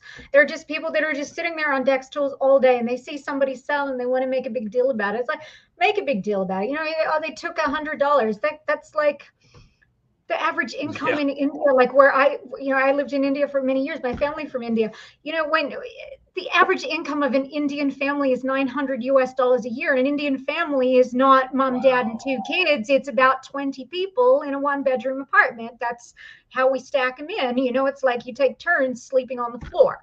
So it's like, well, yeah, they're going to sell because you don't know what their situation is. I mean, exactly. I know people that have had family emergencies where somebody came down with cancer and they needed to, you know, it's like, that's one thing that we always try to make sure that we remind people in our community. And I do it when I'm across in other communities as well. I'm like, hey, look, you don't know anybody's particular situation. It is what it is. I personally had a situation. My daughter's apartment got broken into a week before we were due to launch our first NFT series, and we had the files. The stuff that we had worked on was in her laptop, and you know, I had to sell some, you know, $1,500 of paratokens to go and buy her a brand new laptop that could handle doing that amount of graphics that we needed to do. And it's like, well, shit, what was it going to do? You know, you guys would have killed me if we hadn't launched those NFTs on time. So you don't know what somebody's situation is. So I think that that's also really important. Like wallet shaming is not a good thing. No, it's not. I mean, granted, there are situations where, and I'm not going to name names, but you know, you'll see those big influencers that are on Twitter and I help everybody, and then the whole market looks like it's doing bad, and they suddenly cash out 20 ETH and, you know, cash it all to their, you know. That's why I don't take you tokens. were really helping people when you did that, buddy. You were really helping people. But I mean, but in general, you know what people do, it's, hey, it's their money, you know. And if you've got a good project and you've got a good utility, hey, it's going to create an entry point for somebody else that might not have had that money anyway. So win some, lose some, you know, it all evens out in the end, pretty much. Yeah. Somebody's got to sell in crypto, man. So, first of all, sorry, Haley. I apologize for calling you Holly. Y'all got to catch my ass when I'm doing that. I'm calling you the wrong name, man. My name is Bert. Letting it go. My real name is Bert, bro. I've been brought up with Where's Ernie for about forever. So please call my ass out if I'm saying the wrong name, man. I've been Haley's comment my whole life. Haley's comment this, Haley's comment that. It was like roughly around when I was, you know, like a youngster. But yeah, you were like already driving and multitasking. I was like, I'm not going to add anything to, you know, you're already a man doing more than one thing at one time. So I was like, ooh, too many things to go on there. So, but then I started getting messages from like Funny Donald and James, and they were like, I'm going to start calling you Holly. And I was like, listen, easy with that. Like, that's not happening. You know what my name is. That's right. Hey, I don't say this, like, crypto works because people sell. Like if nobody sells, this whole thing doesn't work. So it's like the whole notion of, look, we have it in every community. I don't care where you are. This whole bullshit notion of shaming people for selling their own bullshit. It's like, it's your money. It's your shit. I don't care if you're the highest token, the biggest wallet. Uh-oh, he got rugged. And that's what he had to say about that. I think Bert just rigged himself. Yeah, either that or he's like on a curb somewhere. There we go. All right, you're back. He's back, but he's still muted. No, still muted. There we go. There you are. Oh. Nope. He full on rugged this time. Great talk.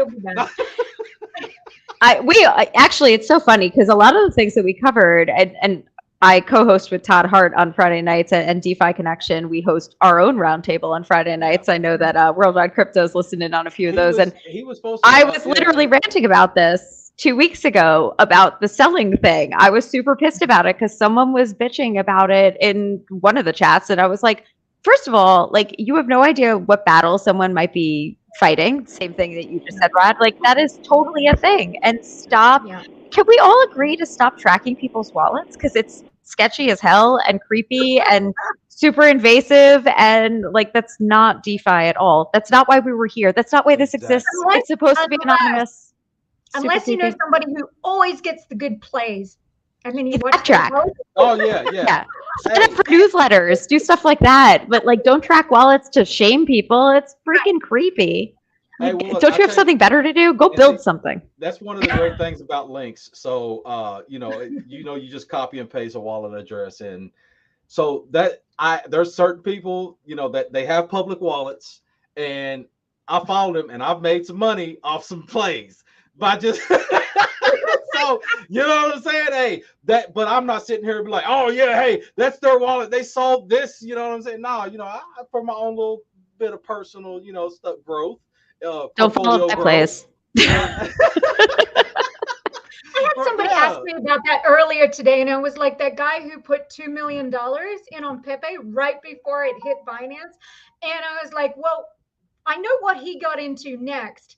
So do I want to think to myself, okay, maybe he made $2 million in crypto because he made good plays. But then again, I'm thinking he's got a lot of money to be able to lose. So do I really want to play the same thing that he's playing next? So I'm a little bit divided on that. Yeah. See, there's where it goes. You gotta kind of pick and choose your situation. Yeah, really. Am I going to make this 10 ETH play, or am I just going to stick down here and do like 0.1? Right.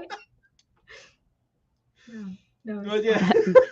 Bert, you want to finish your thought that you had before you rugged yourself on the road there? I know. What's up, Reg? Actually, I got like some alarm went off, and that's the thing on my phone. If anybody calls me right now, if I have an alarm, if anything happens, it instantly stops the stream because I'm on my phone. So I apologize. But all I was saying was just the whole notion of, there's a lot of that goes on, right? Shaming people's wallets, shaming people for selling, getting mad at people because the price went down because you had a lot and you sold or whatever it was. And to me, that it's, again, the whole notion of this, and I know people are going to get negative to this, and I get security.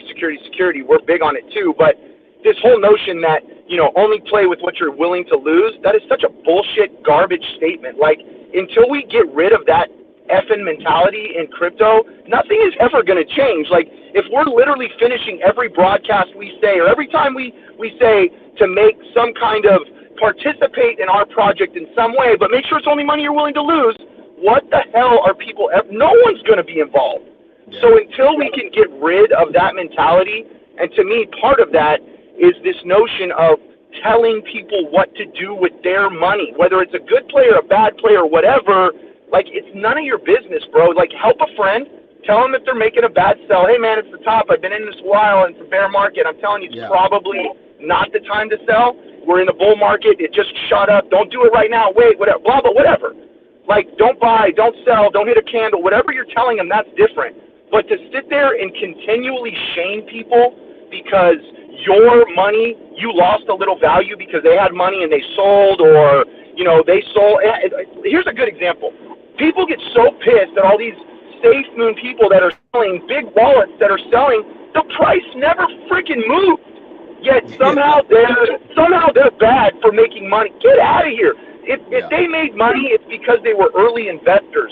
SafeMoon was way down. Now it's gone up, but it was way down. So they made an investment decision based on exactly what Rad just said, which was we had a need for that capital, and it's time to cash out. I don't give a crap what you as a person think. It's none of your business, bro. And if you want it to be your business, give me the 15 grand of your money, and then it's your business. But until then, shut the F up, man. And that really, more people need to take that advice. Yes, absolutely. Until until you're paying me to be your financial advisor, don't worry about it. Seriously, man, because it's ridiculous, and I've talked about that many a times. The whole cult culture around, if you're in this project, you can't go anywhere, you can't talk about anything. Like you said earlier, you got to change your profile pic. You can't be coming in here looking like that, have that in your description. What are you talking about? You across the world from me. How you gonna tell me what to do? You know what I'm saying? You didn't birth me. Come on now. And then like somebody like me, I can hop in there, and next thing you know, it's like, oh well, I'm not staying in here. Forget that. And you know what I'm saying? And that project lost out on a potential investor. You know what I'm saying? It's ridiculous. It's ridiculous. I don't like it, and then you get a lot of people that that don't know anything. Okay, so there's a difference between just completely not knowing anything. Hey, this is my first purchase. I just had some questions. And then, then you got the other ones that are just known just to be asking, like I say, migration. Oh, well, I bought 2 weeks ago and I heard it was a migration. It's like, if you know what a migration is, obviously you've been in long enough. But it's the ones that get attacked also, by community members for asking, basic, simple questions like, hey, if somebody came into the chat and said, you know what, I'm new to the space. What is RET? You know what I'm saying? Or something like that. Right. If they're asking actually legit informative questions, I am, me personally, I am more than willing to answer. But when you get those ones that's just, they've been in this project for a long time, they know what's going on. They're like, oh, why red candle? I don't even answer. You know what I mean? But I don't like the fact that some, in some communities that people get attacked for asking informative questions. That's if it was pinned in the post and it was like, oh yeah, well the taxes changed. Oh well, what the taxes changed to? Or yeah, see pin post. You know what I'm saying? Or at least that. But to be like, oh, you dummy, get out of here, you stupid. I'm just like, come on, man. Why are you doing that? Why are you chasing off people like that? Because then you're mad because maybe that person that was asking the question might have been a whale and you don't know who's in your chat. You don't know who's invested in what. And then next thing you know, you got this big red candle because you done chased off a whale. You know what I'm saying? It's like, you got to learn to treat people better, treat people with respect in these communities. I can say that for sure. Like, I know that our biggest whale in Para is when they first got in, they got in because they're friends with our CEO and they wanted to back what he was doing and try to help him get ahead with a project. Doesn't know the first thing about crypto. Has to DM me, and I'm happy to make myself available anytime, day or night. I'm like, hey, you got my private number. Anything you need to know, let me know. But that kind of comes back also too to what Haley was saying before about like a lot of projects that have women in some kind of dev or admin roles. And I think that this is just, and I hate saying it to sound stereotypical, but stereotypes are stereotypes for a reason. That women do tend to be more nurturers than necessarily men are. And I think if I think about a lot of the projects that I've seen do successful and stay long-term successful and have really good community, they got women in some kind of role that's assisting something. So, also women are very good at explaining things simple because we're, especially if we've been mothers, we're used to, explaining that shit. But why, mom, but why, why is it like this? So we're used to that. We got that patience to deal with it. But also, women are, I don't know, like I said, I come from an Indian background, and I know like in a lot of Indian and Middle Eastern families, traditionally men go out and they work, and when they get the money, they come home and they put it all on the table, and boom, that's the wives. You take care of everything. She runs the finances, she runs the house, she makes sure the groceries are bought and the kids have shoes and blah blah blah. So women tend to be like actually very good when it comes to holding money. Men love to gamble. Hey, well, I always mess with. So I don't know if you know Asper fan. She's on the for on the Meta Monkey team and stuff like that. So it's like when I first hopped into the chat, I was like, hey everybody, you ever heard about? Because I was trying to get them listed on links, and she was about ready to kick me straight out, and I was like, well, luckily my buddy Twiz. He was in there. He's like, no, Dragon Rider. He's cool. He's not a scammer marketer, whatever. But I always mess with fam. Like, hey, fam, you instantly try to just kick me out of your Telegram. But no, hey, she's cool people. But yeah, like you said, most of the time, it is that when you have that Why do you know what I'm talking about? Waddy in the house. Hey, Waddy. What is up, Waddy, man?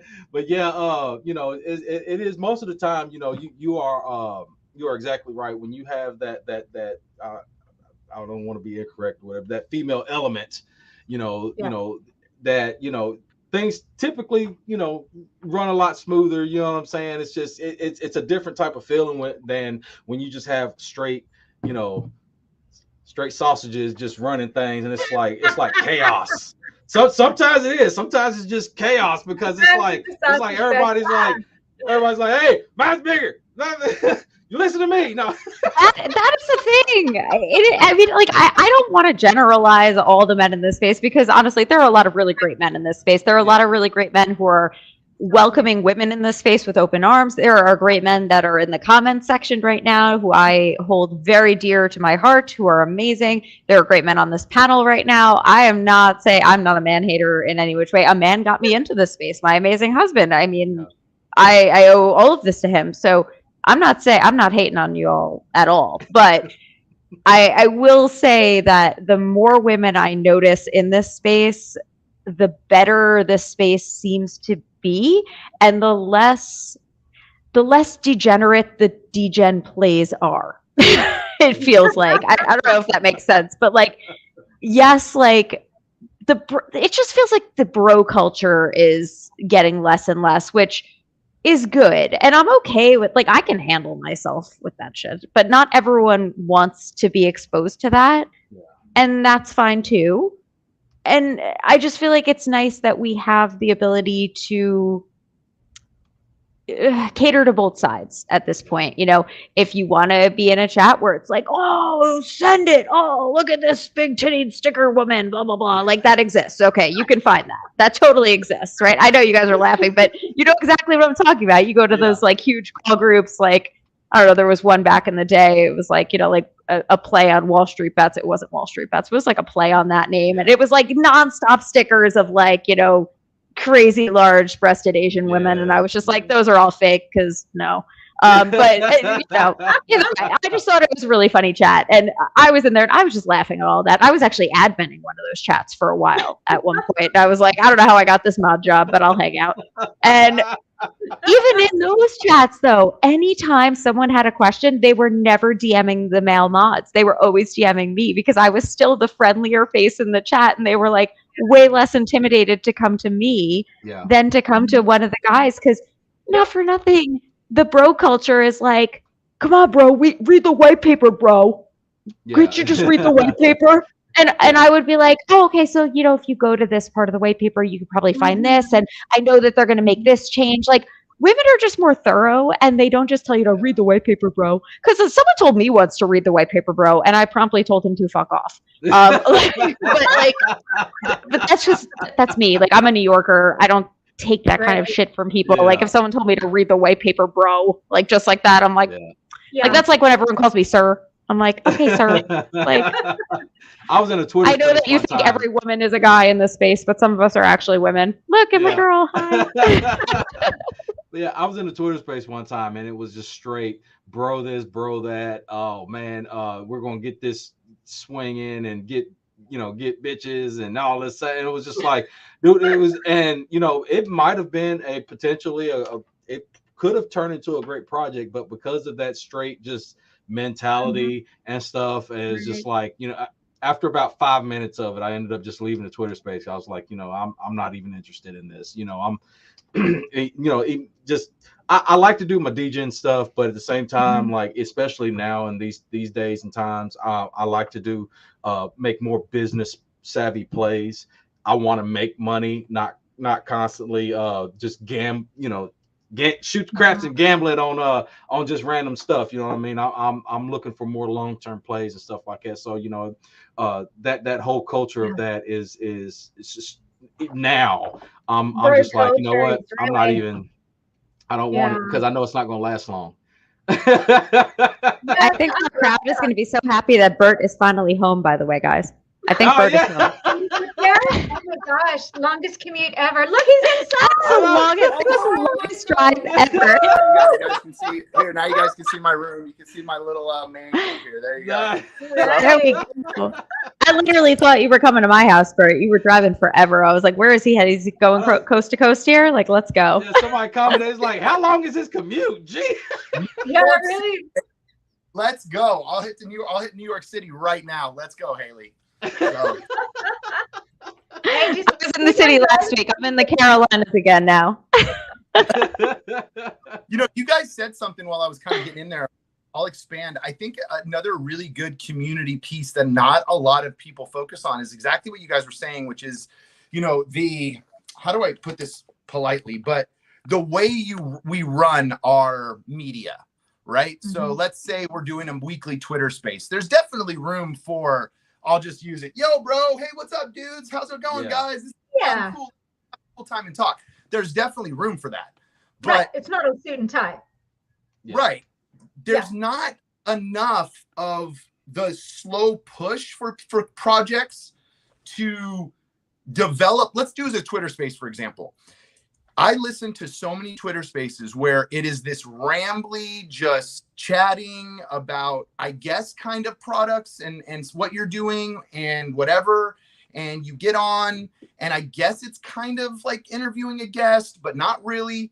And it's like, I get in there and I'm like, and I interview my guests. I interview them the day before. We talk about their projects for like an hour. I talk about who they are. I find out guests, just like I'm treating you like a talk show, like I did when I interviewed, you know, people for when I interviewed people for Endgame, or when I interviewed people for Avengers. Like, I didn't just show up. And I didn't just show up and I'm like, hey, Robert Downey Jr., how are you going? I had interview questions. I had things that I talked to his media people beforehand. They said what I couldn't say. Like, not enough people treat this exposure that you're getting as true exposure. I'm not saying all the time, but at least some professional view of your project, some professional view of that, right? You get people that, like, you get Twitter space hosts that are there, and it literally, or people doing interviews for projects like CEOs. And it sounds literally like, you know, like they're a librarian and I'm waiting for them to go shh and then stamp a book. Like, it's like, dude, get somebody with some energy, get somebody with that knows what it is. Like, you're not a good CEO if you're getting on and you're saying, hi, I'm with this project and this and this. Like, I don't want that as the face of my project. Get the fuck out of here, dude. Like, I want somebody like myself that is going to sound passionate, that's going to sound like they can draw an audience in, because that's just as important as how much bullshit marketing you're doing or how many bullshit tokens you've sold or whatever. That's all important too.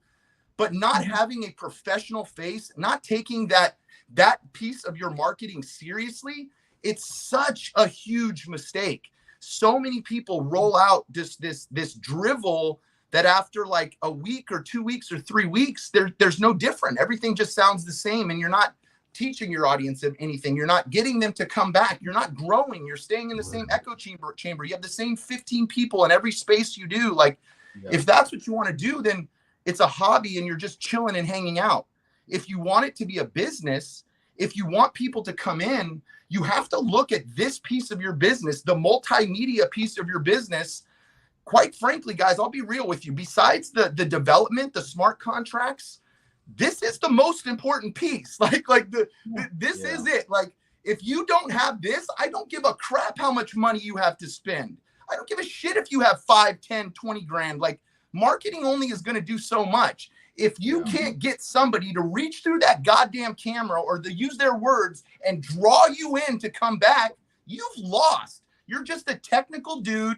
That's cool story, bro. No one wants to listen to you talk about taxes and tokenomics and all that shit. No one gives two shits. My wife is the one we have to attract. You're not going to get her sitting there talking about some crazy utility that goes in some blockchain that does something that she doesn't understand, that in reality, if you really broke it down, you would talk about it and say, we're going to win when she punches a button and doesn't even know what's going on and it happens.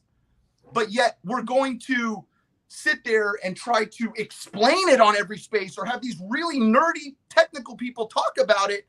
It's like, cool, that you're going to attract a couple people, but you're attracting nobody else. Nobody wants to fucking hear about why Polygon blockchain is great.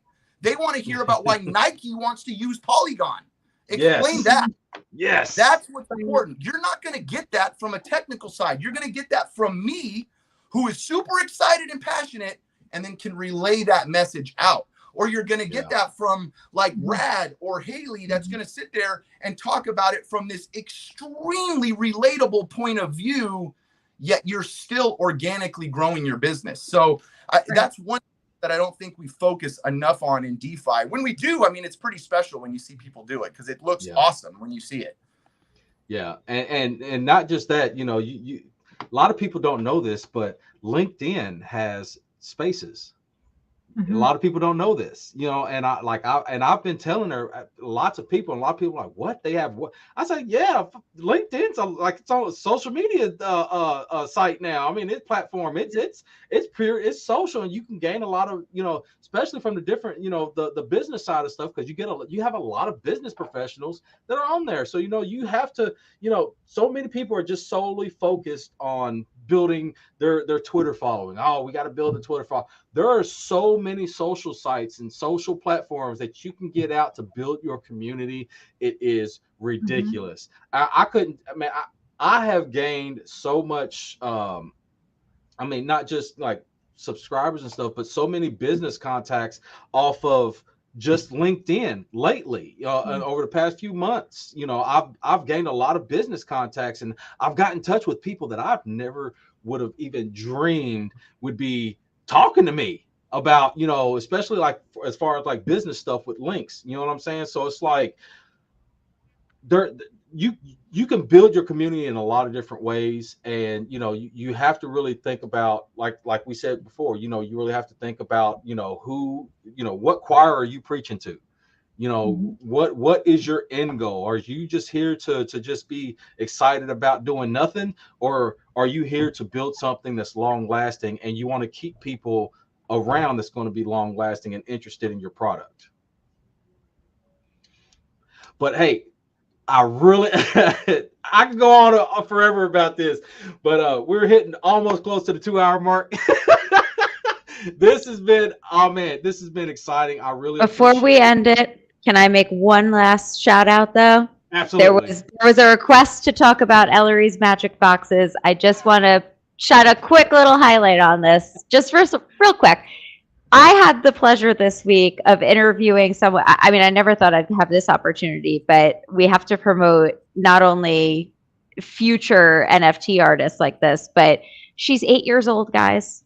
And her dad is none other than Kevin Reamer, who is the CEO of Cryptolic and dev extraordinaire. He has built a ton of contracts in this space. Yes. Bert probably knows a couple of those contracts. Just saying. He knows them quite well. I have a feeling you do, Bert. So Kevin Reamer's daughter, Ellery, decided one day, a couple of weeks ago, upon seeing a few homeless people in her area and people who were, you know, food insecure, that she wanted to find a way to help feed people. And she also loves to draw. And she decided to go ahead and, with the help of her dad, she created an entire NFT collection. And it's called Ellery's Magic Foxes. And it's adorable. I think there's like 5,000 mints. They're 0.025 BNB a piece, guys. So you can get like 4 of them for $30. They're super dirt cheap. But 100% of the proceeds goes to Feeding America. So really good charity. And it's freaking adorable. I mean, I have 4 of them. I probably need about 400 more. But they're so cute. They're just like these really adorable little foxes. And I will throw a link in the comments. So if anyone watching wants to purchase one, go support little young entrepreneurial spirit and future NFT artist Ellery, and of course her dad Kevin, who everyone knows and loves, and he's amazing too. So back to your regularly scheduled program, Mr. Dragon Rider. I just had to throw that out there. Hey, I appreciate that, because I'm about to pick up some. I'm so excited because I was going to ask who is she doing it with, because I would recommend Feeding America, because we have a lot of connections. My daughter is one of the ambassadors for the Global Youth Summit. So yeah, we're very familiar with his organization. Fantastic. Wow. I'm gonna get that some. Is amazing. So exciting. That is amazing. Yes, definitely. So yeah, definitely post that link, because I will be grabbing some myself. I'm all about, especially when you know, when the proceeds actually go to where they're supposed to be going. Hey, I'm all about it. That is amazing stuff. But yeah, like I say, we're gonna go ahead into some closing statements on our current topic. We'll start with Miss Rad here. Closing statements. Well, is it like Just whatever just say, community? hey, stop getting scammed. Yeah, for real. Just in a nutshell, know your audience, keep your focus, try to be more inclusive. Definitely. Again, you're just talking about an 8-year-old. Some of this, there's always going to be that little bit of bro culture, whatever, right? But do keep in mind that there are women in the space, and sometimes there are kids in the space. I wouldn't even be in para right now if it wasn't for my just turned, like yesterday, 16-year-old daughter. She was 14, and she got her first paycheck she was managing a little health, not a little, it's actually a big company. She was a manager over in the office of a health food company in Texas. She got her first paycheck, and it was pretty good because she's on a managerial wage. Nice. And she's like, oh, what do I do with this? And I was like, you make it into more money. How do I do that? There's this thing called crypto. I want to get into crypto. Yes. And it was Para launched that day. That was like the big thing that was launching that day. And I was like, you need to get it. So she got into Para before I did. And so that's how I ended up in it. So anyway, I know that there are a lot of people that have kids in the space. So know your audience, definitely. And we all love titties, right? But like, keep your space. Yeah. We have a lot of Middle Eastern holders. They don't want to see that either. You know what I'm saying? Like, be sensitive to cultural needs and demographic needs of your community. Keep the shit talk to the DMs or something. But so try to be inclusive and just keep focus on your goal, and remember that communication is key. Whether something is good or bad, let people know. And and sometimes they might have the freaking answer. Yep. There you go. There you go. We head on down to Bert. Yeah, man. Thanks for having me on the show. It was amazing. Yeah. Hey, you're awesome. Rad, you were incredible. Dragon, you're incredible. I want all three of you on our upcoming shows here that we're going to be doing for the Moonizens, starting probably next after. So I'll get you guys each on. Make sure you guys actually do this. Let's get on Twitter. Drop me a DM or let's start a chat or something, because I definitely want to talk to you guys some more and get you on our show. And then I even think there's probably a little crossover for a couple people, for one or two of you, even to go on Through the Looking Glass with Mirror Protocol, which is more blockchain focused, but it still probably has some synergy there. Look, man, community wise, I'm a community guy. We're all doing this mostly for free. Nobody's really out here making millions, getting paid. We're doing this as a second job, or we're doing this in our off time. We're like I always tell everybody, what we're doing is the literal definition of what you see Gary Vee talk about all the time. Work your 9 to 5 and then grind your 5 at night. And so, and this is it. And so part of this is inherently always going to be personal, and it's always going to have a level of I'm just bootstrapping it, bro, and I'm trying to make it happen, and we're just doing it and all that stuff. And it's important that exists, because if you don't have that base, that foundation, when things get hard, you're going to forget a lot of times why you're doing this and why we're doing this, the bigger purpose. Yes, we want to make money and all that stuff, but we're not in this, I'm sure a lot of us are in it to make money, but I'm sure there's a lot of us that are in this to make a change and to make a difference, and to take away the power from centralized banks and governments a little bit, not all of it, but a little bit, and give some of that back to us so that we have some more decisions that we can make with our own stuff. I think the vast majority of us, nobody wants anarchy and all this stuff, but people want more decisions and more control. Yeah. And so I think as we start to think in those terms, as much as we want this endemically to be, let's link arms and just go together and rah, rah, rah, there has to be a level of professionalism that starts to get inundated in this business. It's like I said before, it's like Gotti said, we have to start looking at the fact that there's a lot of, good business people in here. We need more good people now. And so when we get more people coming together, when we get more people understanding that, yeah, let's go have a chat, but then let's also have a purpose and be professional. And let's, look at what our outward appearance looks like. What do our posts look like? What are our spaces doing? How is our marketing effort real? Are we treating it as an actual marketing effort, or are we just retweeting a couple of things? Do we have a marketing plan? Is there a real business plan in place? Are we just literally making a business and then creating titles so that we can all be, VP of engineering? And it's like, okay, bro, it's a title, dude. You're not even a VP of anything, dude. You're a dude at a project. Don't be a title. Be a person that's going to make a difference. In the end, when we start looking at things just a little more professionally, I think at that point we'll be able to lean more into the community aspect and then bring them with us professionally. Once we do that, then that organic feel starts to happen a little bit faster. And then when we built that base, that solid foundation, now the five of us can be a good example. We can come together.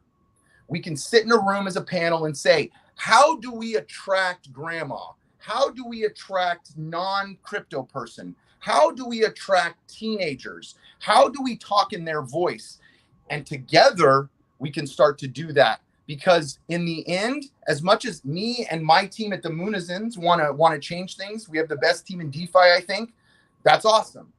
But it's the power of the Moonazins with Mirror Protocol, with BBTF, with SafeMoon, with you guys, with those guys, with these guys, all together. And then when I drop a line, like DeFi doesn't build character, it reveals it. Yeah. We can take that reveal and kick it the hell out of here so that we all can move forward as an industry and go from 4% to way more than that. And that's got to be the goal in the end. So thanks for having me on, guys. And the last thing I'll say, absolutely all three of you guys, we got to get together so that we can get on a show and do all the stuff. I want to do this again. I'm all about it. I'm all about it. Let's go, baby. Yeah. We got to get you together with the para team, because we got a lot of, I know you said you do wrestling. We've got a lot of pro fighters over at para too. We got Josh Copeland, who's UFC. He just did Deadfist a couple of times. Yeah, we all love to fight, myself included. We're all like MMA people. Let's go, man. Let's go. Royal Rumble. Let's go. Let's go. My next initiative is figure out a way that I can do a little sideshow, just as a little alpha from what we do. The expansive universe of the Moonazins is, like I said, the most expansive story you've ever heard. It's sci-fi related, but we've literally developed our own multiversal cosmic theory for our universe. So that, just to give you a base, like what you saw in Endgame when they were talking about time travel and multiverse, how they explained it. Yeah. We developed our own explanation for this.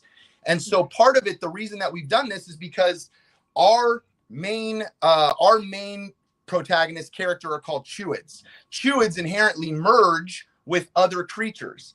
Part of the merging with humans was the first time that merge was unable to be unmerged. And you created, it was called Mimbakar instead of Simbakar. And that created a Moonazin. The reason I mention that is because as part of our lore, that merging means we can literally go anywhere with any project, with any NFT, with anything, and make it make sense in our story, in our lore, in our comic books, in our movies, in our TV. If I want to merge with the Bored Apes, it's a Chuid merging with them, and then we can tell that story, and it's not me forcing it. If I want to merge with your project, Para, if I want to merge with the Dive Wallet, there's a way we can tell that story in the Moonazins.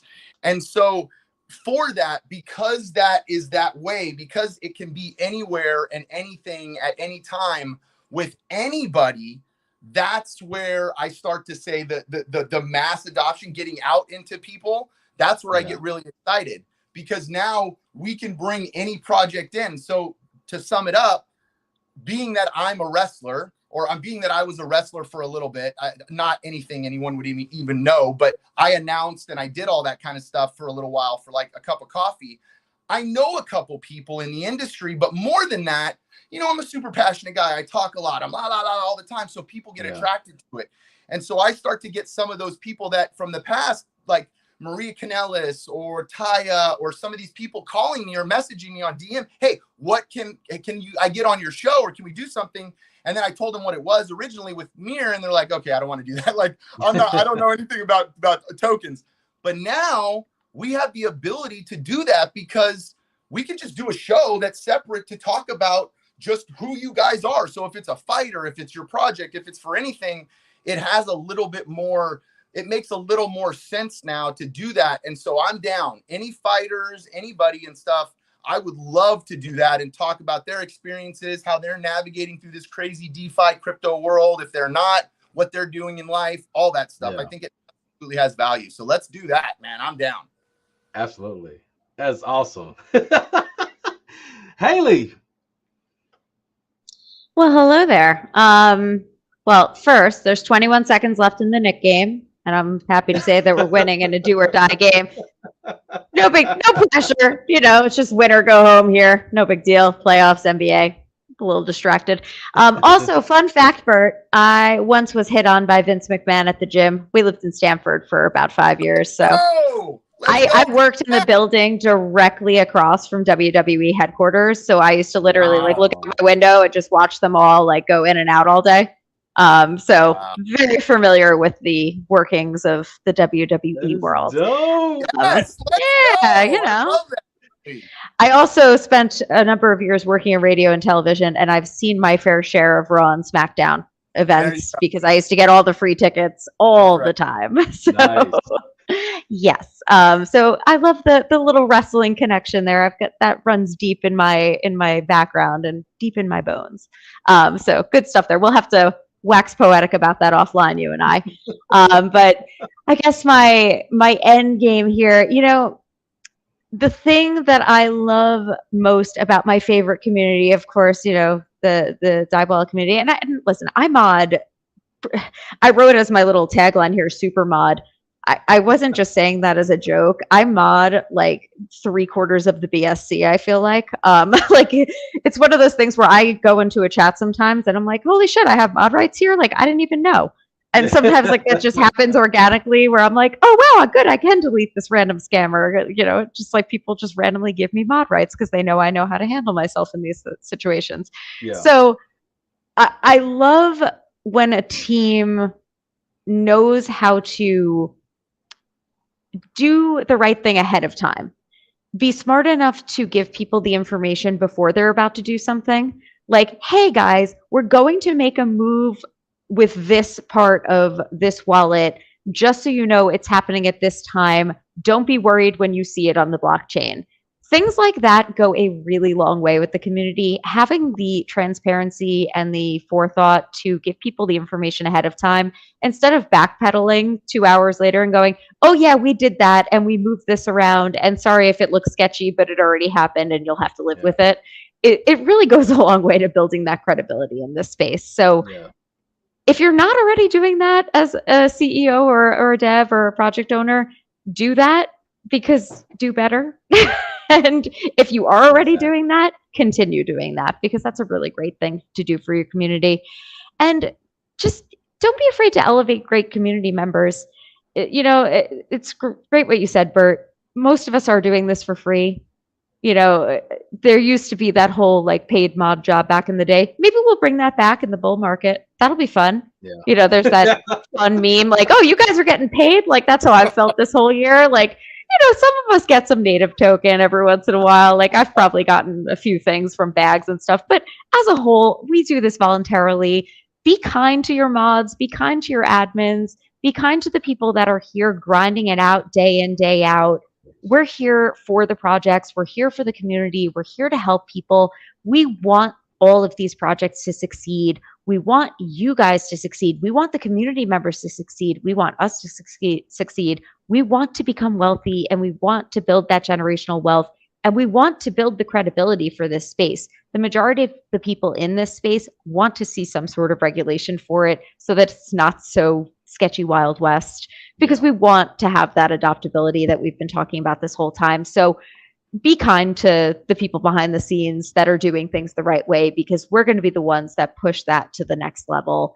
So that's what I would say as, I guess, my closing thoughts is, you know, just choose kindness. Let's all have a little more patience with one another.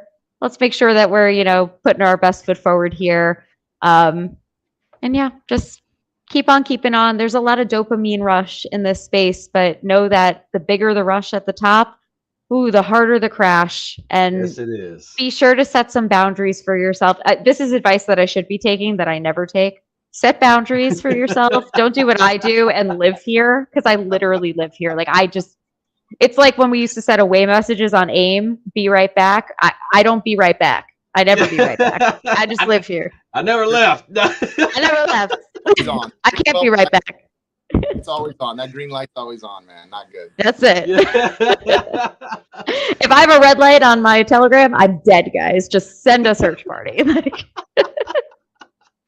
Well, that's awesome. Well, in my closing statement, I'll say, just, like was mentioned earlier, try to be better to your communities, try to be better and treat your business, your project like a business, try to, like I say, just be better people. Your investors aren't just investors.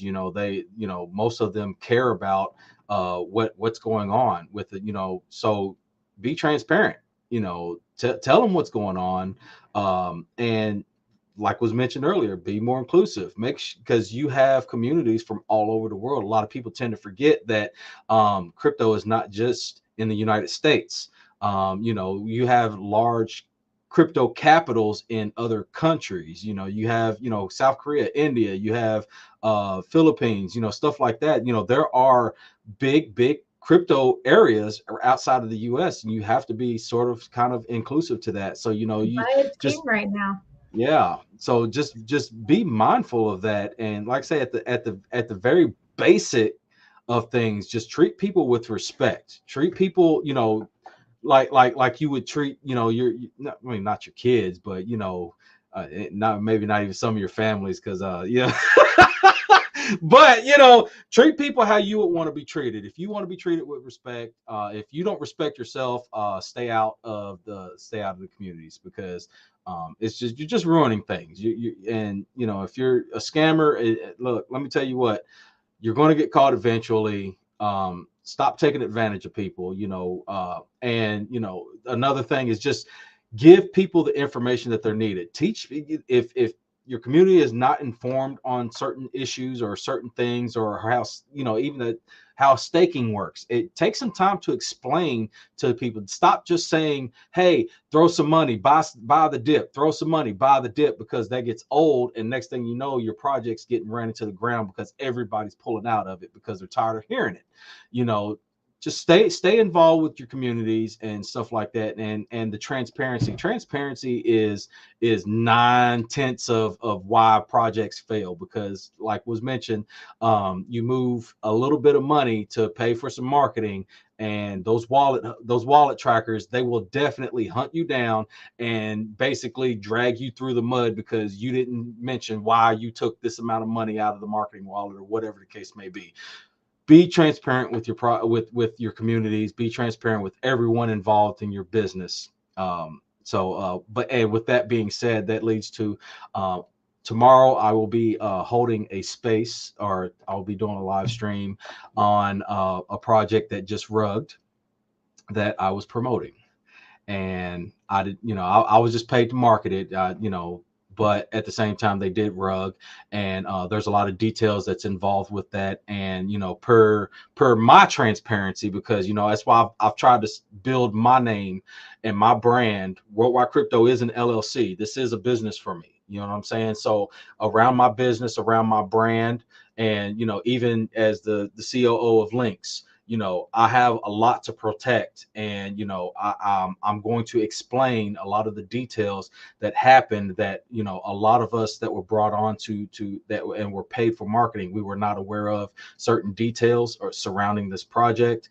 And it sucks, but with staying true to transparency, we're going to be divvying out the deets on that. And there's a couple of the other content creators that will be joining me with that, and everyone will pretty much be giving their side and explaining the whole story behind what happened with this project. So like I say, that's all part of transparency. No matter what you're doing, content creator, you're a dev, you know, just a business owner, stay transparent, stay honest with your communities, because you know they're a lot more understanding when they know the details rather than just trying to brush stuff under the rug, and then you're left with a bad name in this space. And that's, you know, to me, my name means more to me than a lot of things. You know, you're not going to drag my name through the mud, and you know, especially if I didn't do anything wrong. So but yeah, with that being said, I appreciate all my guests that's on here. Rad, Haley, Bert, hey, I really appreciate y'all. This has been extremely awesome. This has been another great and successful roundtable.